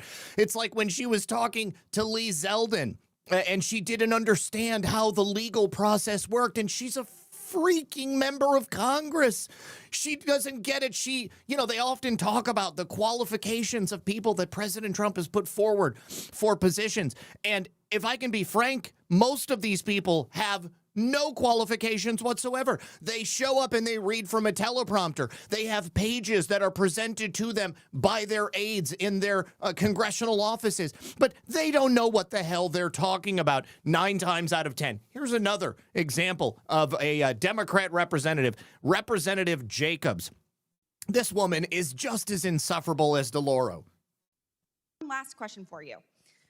Mr. Secretary, who won the 2020 presidential election? I'm not here to answer a question. We're talking about 2020. This is a Foreign Affairs Committee. Okay, great. You can't answer the question, even though we all know that President Biden won. I don't answer the question because the Secretary of State, I do not participate in domestic political issues. This is not about domestic political issues. Certainly this is about our democracy. You're asking me to opine, just like I don't do campaign rallies. It seems like I don't do because as Secretary of State, we're not supposed to. That's been the long tradition of the department, and you should know that if you've been on this committee for any period of time. Mr. Secretary, it seems like you have an issue admitting facts. You can't say that the president lost the 2020 election, just like you won't admit President Trump is losing this reckless war of choice, and just like you couldn't admit that the shoes the president bought you were too big. You clearly don't know what winning means, and not because the facts are unclear to you, it's because telling the truth would cost you your job, and the American people are entitled to a Secretary of State who tells them the truth even when the president doesn't want to hear it, and my constituents, our service members, deserve better. Mr. Chairman, I yield back. I don't know what shoes she's talking about. What is she talking about? Representative Burchett, you're recognized. Thank you, Mr. Chairman. If you'd like to. Marco's face. He's like, what? What is wrong with this broad? Answer any of that. Yeah, I don't know about the I'll shoes. give I mean, you he a gave me minute. some Florsheim shoes. They're actually pretty good. They fit fine. I don't know what she's talking about, and maybe that's what she's referring to. Your shoes look very nice today, Mr. Secretary. How can you see them? They're way down here. We're talking about shoes. Are you guys kidding me? I mean, is this the Foreign Affairs Committee, or is this like a circus? What is this? I think it's a Let's go. circus. And Let's go. Oh, it's a circus, all right. It's a circus. Now, Rubio also pissed off another member of Congress, Representative Sidney Kamalger-Dove. And she actually stormed out of the hearing. This, again, just shows you the sort of overly emotional state that these people are in. Now, here, she shouted at Rubio about his role in shutting down USAID. And, of course, you know, she doesn't know what the hell she's talking about. Hang on just a second to This get brilliant past little this device commercial. keeps any room ice cold all summer and toasty warm all winter with zero installation. American. Okay. Rubio's face. He's like, are you serious? Are you serious? Americans in my Why is she community. leaving? I'm going to answer her questions. I will. Oh, she's go. Okay, I got it. Well, thank you for coming. All right, so we're going to talk about. I just want to. Unfortunately, about where Representative's the time money has is expired. going. Representative Salazar is recognized. Yes. And giving contracts with no transparency Can I is borrow your exactly time the to reason answer? why you shut down USAID. So practice what you preach. I've yielded my Oh, she gets to scream now, too? Chairman, Scream and can we shout. down her words? I'll give you some time. I'll give Yeah. you some of my time. Then you just. Okay. Just Oh, God, change what the kind of thing energy. is this? What is this? You get asked questions for 5 minutes and you don't get time to answer? It's not a hearing. I think you said clown Like show a dunk before. tank? What is I this? don't have to tell you. I'll I've give even you used ti- their time. How can I answer the question? They don't even give me time. I've had to use their time to answer your questions. Yes. All right, whatever. All right, so I don't need to tell you that in my community, the city that I represent, the city of Miami. All right, that's all we need. I just wanted you guys to see her. That is a excellent representation of the sort of mindset that we're dealing with on a regular basis. Now, here, Rubio, once again, is asked about USAID, and he finally gets a chance to explain what it was that USAID was doing. Not only did they help other NGOs commit fraud, but they also purposefully undermined and contradicted directives coming from the U.S. State Department, and they helped the interests of foreign nations. As everybody here is aware, USAID, my opinion, was essentially a criminal organization. They were an arm of the Central Intelligence Agency, and their sole role was to undermine the agenda that President Trump is putting forth right now, which is why it was so important that USAID be kneecapped at the very start of this administration. This goes right to the criticisms that I keep hearing from that side over there about us not spending the money because we got rid of a USAID program. USAID basically was a program, was a system that was completely devoid of our public policy. It operated almost as an independent State Department, and oftentimes USAID was operating in contravention and contradiction of what the embassy was trying to accomplish in the host country.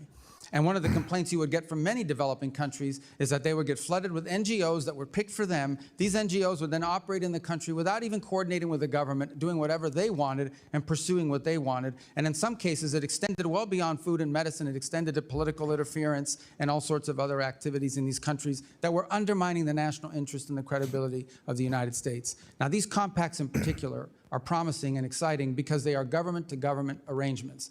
No longer do we put money into a bucket and says, this is for vaccines, or this is for medical care, or this is for standing up clinics globally. We are doing it individually, country by country. And the reason why that makes sense is because every country has unique needs. Some country may need more help in some area than in others. But at the core of this arrangement that we're making with countries is their desire and our goal to ultimately help them build their own national health systems so that eventually they no longer are dependent on foreign aid. So yes, then at some point, these nations can start existing on their own merits and stop subsisting off of the open hand of Lady Liberty.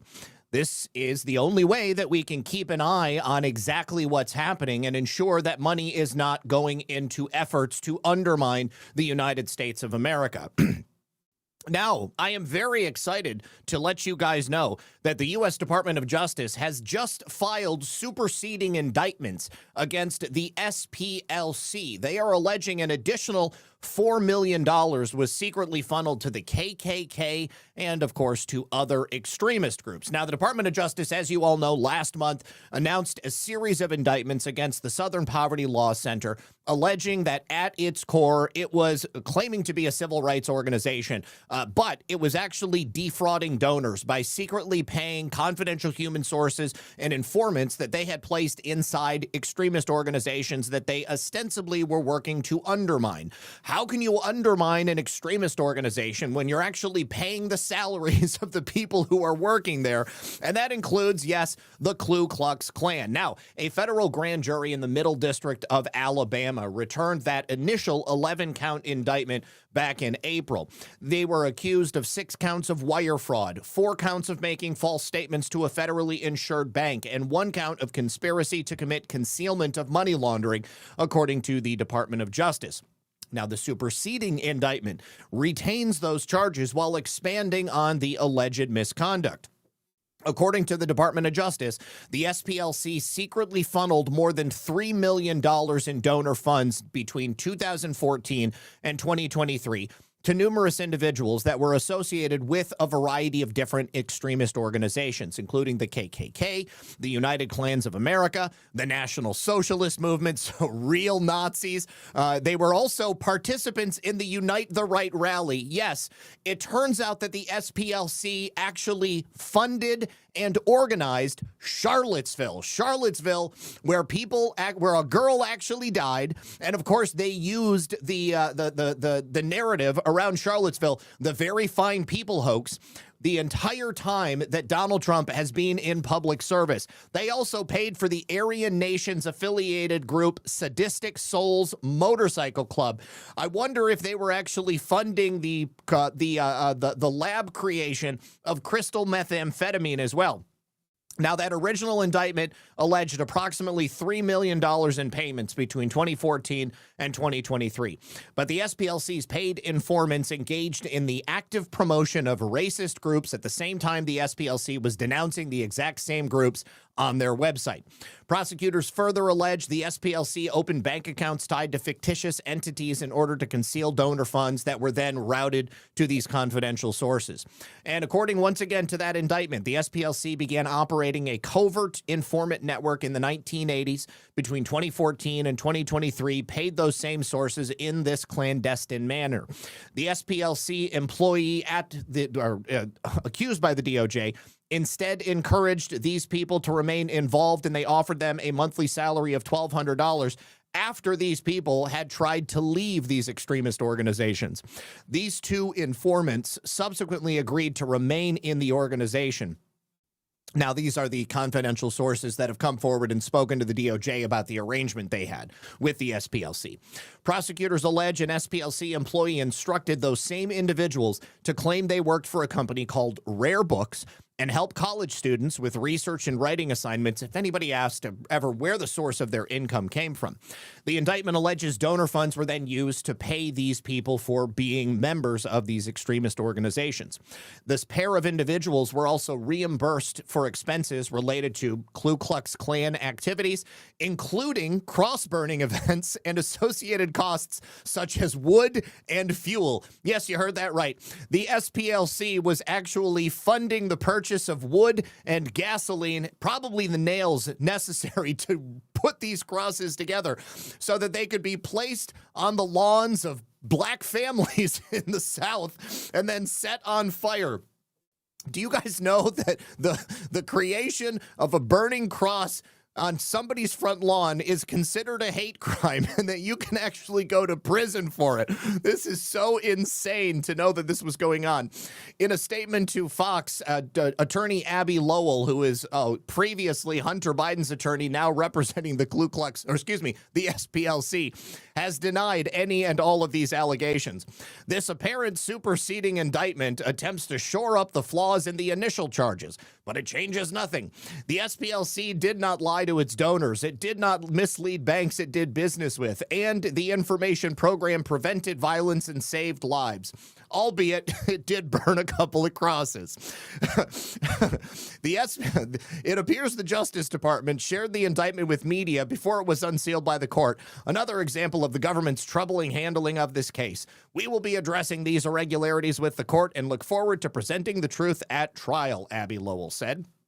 The superseding indictment also notes that the SPLC's reported revenue increased from roughly $38.7 million in 2010 to more than $129 million in 2023. That's an increase of approximately 233%.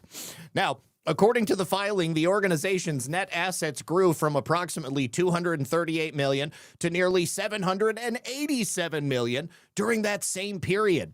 They are a nonprofit organization that claimed to combat white supremacy and extremism through research, reporting, and monitoring efforts intended to assist law enforcement and the public.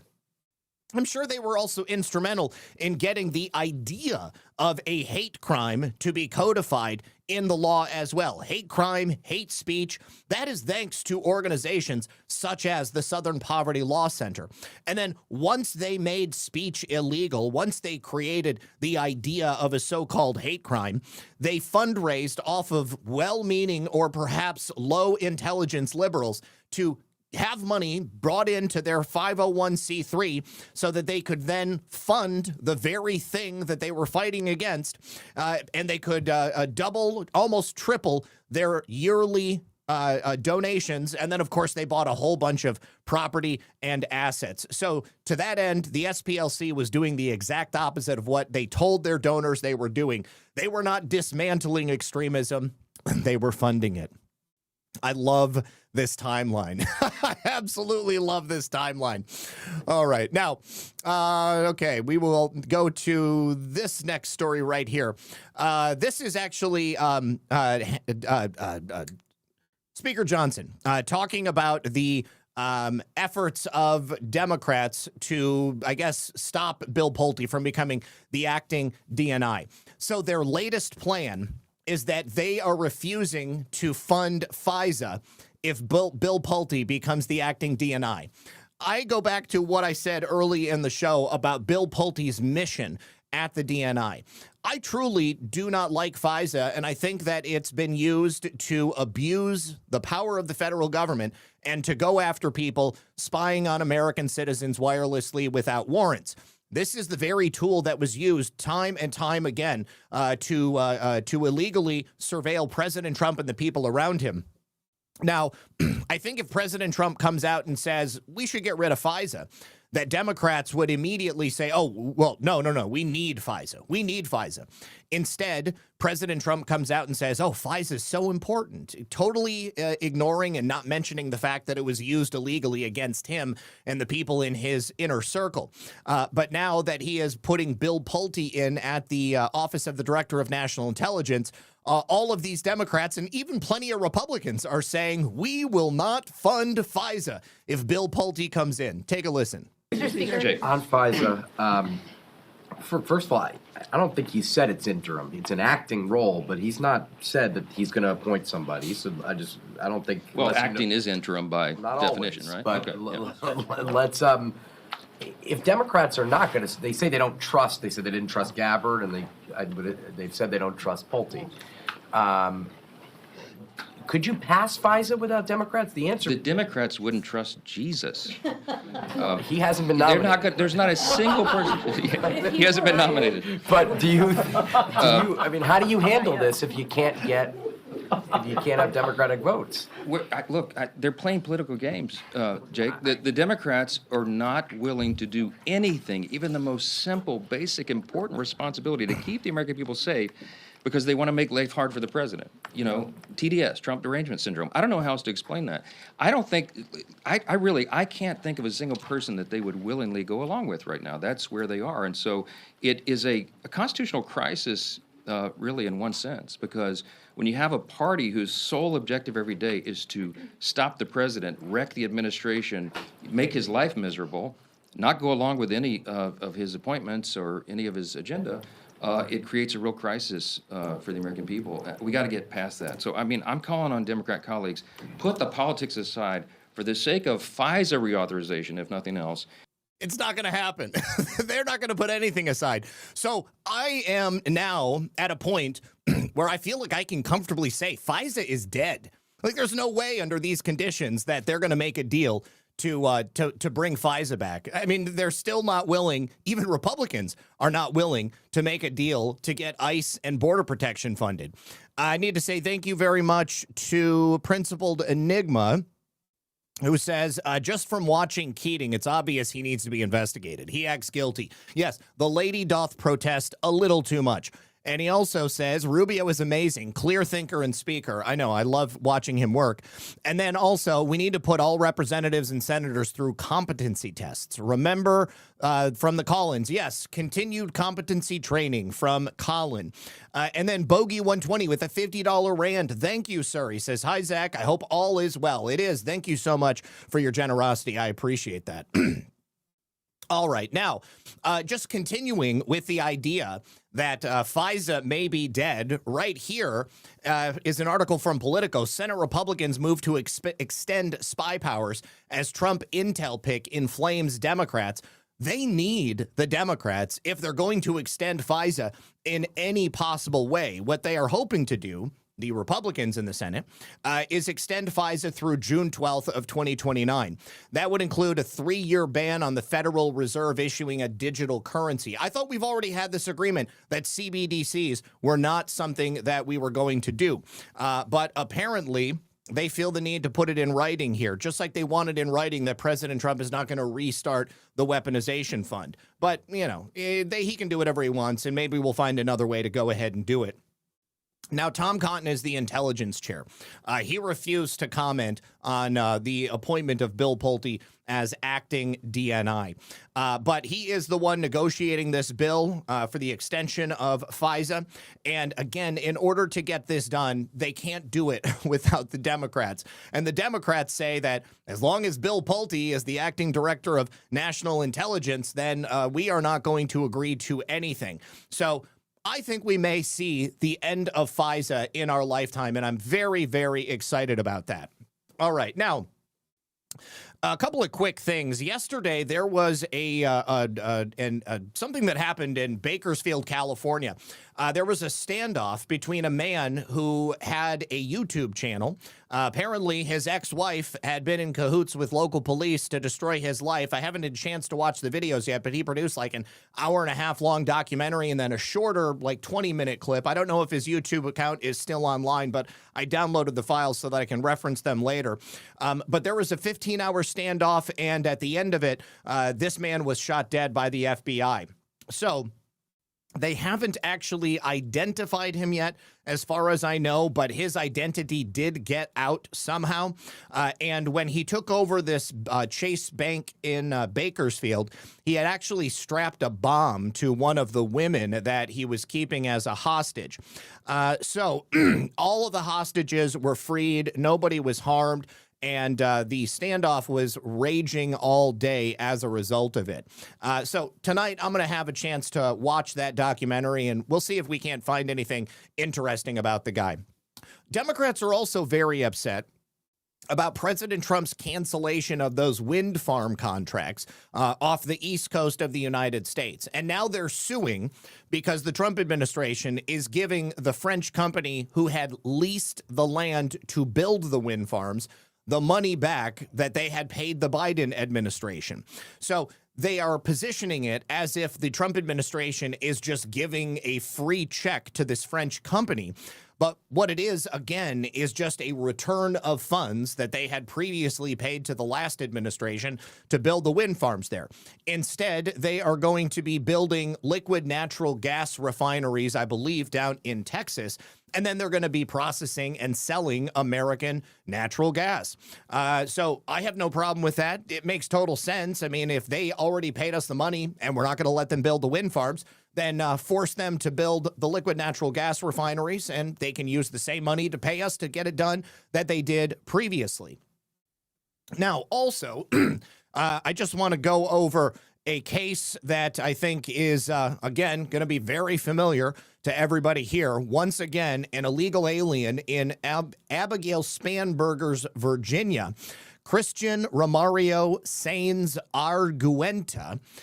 He is an illegal alien from El Salvador, and he's currently facing charges for raping a girl under the age of 15. Obviously, the problem here is that ICE wants Virginia to hold on to him so that they can come and pick him up. But up until this point, they have refused to do that with any case, no matter how serious the offense has been. Just a few hours ago, the U.S. Department of Homeland Security issued an immigration detainer on a 31-year-old illegal immigrant who's now charged with raping a teenage girl. And now ICE is asking Prince William County officials not to release this illegal immigrant back into the community. The question is, will they honor that request? Homeland Security says 31-year-old Christian Romario Saenz Argueta posed as an 18-year-old on social media and started chatting with a girl under the age of 15. DHS says the two later met up in a parking lot where he sexually assaulted her. Now, Argueta faces 3 felony charges, including rape. DHS Acting Assistant Secretary Lauren Biss told 7 News, quote, DHS is asking sanctuary politicians in Prince William County, Virginia, not to release this pedophile from jail and cooperate with ICE law enforcement, adding that Governor Abigail Spanberger and local politicians who support these policies have turned Virginia into, quote, a magnet for criminal illegal aliens who know that they'll be protected in this state. In fact, on her first day in office, Governor Spanberger signed an executive order rescinding the previous administration's policy, directing state law enforcement agencies to actively cooperate with ICE, something Homeland Security Secretary Mark Wayne Mullen is concerned about. Under the previous governor, you actually saw state troopers go on missions with ICE agents doing field enforcement. We don't see that anymore. Do you think she needs to reverse course? Yes, absolutely. We see this in states that are cooperating with us. Keep in mind, 7 of the safest cities, 7 out of the top 10 safest cities in the country cooperate with ICE. So I guarantee you, Virginia is not going to honor that detainer. This guy is probably going to get out, and I pray for any vulnerable women or children in Virginia or anywhere around the United States that this guy might hope to prey upon. Now, one final thing. President Trump earlier today just signed another executive order, this time reforming the federal workforce. This is basically going to treat those federal workers as if they were an employee in the private sector, which means if they don't perform well, if they don't do their job, if they talk back or they show up late to work, or they try to take advantage of their position as a federal employee, the president is now going to be able to fire them. This is another executive order on reforms to the federal workforce, sir. Currently, with respect to many policymaking positions in departments and agencies across government, we lack the ability, because of existing personnel rules, to effectively discipline or promote people who are in policymaking roles. This executive order follows on a number of previous executive orders. The end goal is making the federal workforce more accountable and ensuring that people, particularly in policymaking roles, aren't unaccountable to the wishes of the administration. And the reason for this was what? Whose idea was that? James Shirk, who's here from Domestic Policy Council, can Would speak you like to to that. say something? Come on, you did a great job. Thank you, sir. It's been a long-standing problem that it's almost impossible to fire a federal employee, even in cases of serious misconduct. And as a result, if you have employees who are trying to undermine the wishes of the American people by pushing their own agenda or just incompetent at what they're doing, agencies have a long-standing difficult time getting rid of them. And that's a particular problem if you're in a senior policy influencing role where you're controlling the policies of the entire agency. What this does is basically treats those employees like private sector workers. They're going to be hired on the basis of merit and competence, but if they're messing up, then they can be removed quickly rather than taking a year or longer to get rid of them. That's great. And you were very much involved in I was, sir. This guy Central Cast. Babies. He's like perfectly cast. You couldn't have done that any better. Were you nervous? A little. Thank you, sir. Would anybody else like to say anything? About either one? What about you? Come on over here. Come on, can you top him? You don't have to. Thank you very much. Great job. Go ahead, please. Yeah, this customs reform EO is a long time coming for us. Helps us solve problems that have plagued the customs system for many years.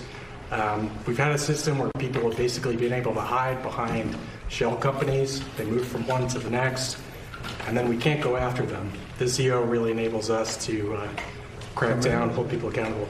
It's so important. I know you took it so seriously. See how serious they are? I mean, there's a love of the country. This isn't like normal stuff. These are the smartest people in the world.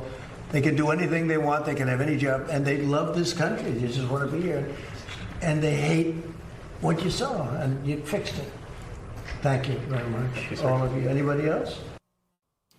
All right. Get these people the hell out of there. If they're not doing their job, if they're working against the United States of America, if they're not following the president's directive as the President of the United States, hey, you know what?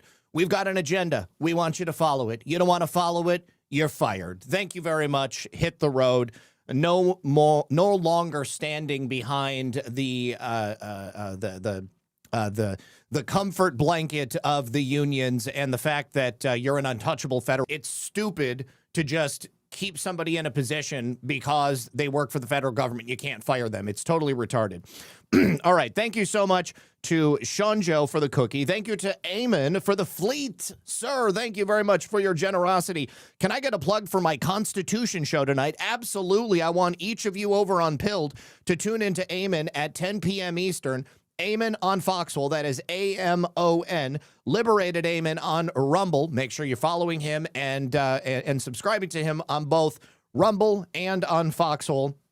Liberated Eamon on Rumble, just Eamon on Foxhole. Always loving your show, Zach. Thank you, sir. I really do appreciate that. Thank you for the generosity. Please, you guys, do me a favor. Subscribe to him and check out his show tonight.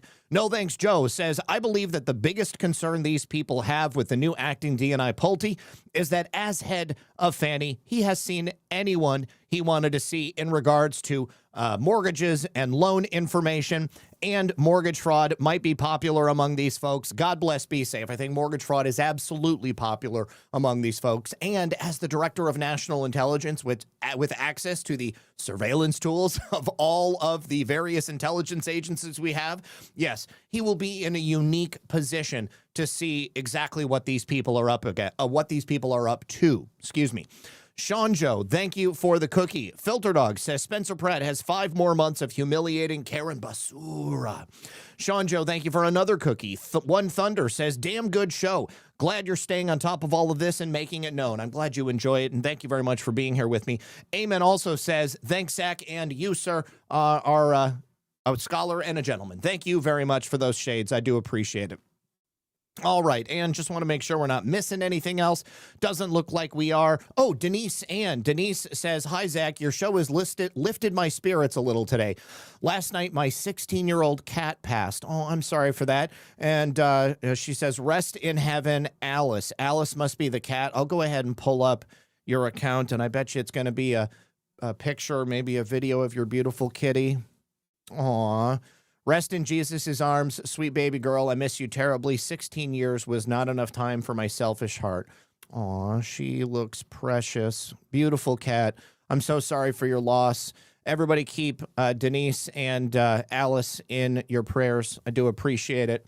All right. Thank you, Alice, and thank you, everybody else, for joining us tonight. I will be back tomorrow, as I always am, at 5 p.m. Eastern for Red Pill News Live right here on this channel. And then I'll also be joining 412 and on, Adel, and quite frankly, at 4 p.m. on Badlands Media and 412's channel. And that's going to be for Taking It Back. So join me tomorrow at 4 for Taking It Back, or just show up here at 5 p.m. for Red Pill News Live. Until that time, good luck and God bless. Please also consider supporting the other sponsors of my program.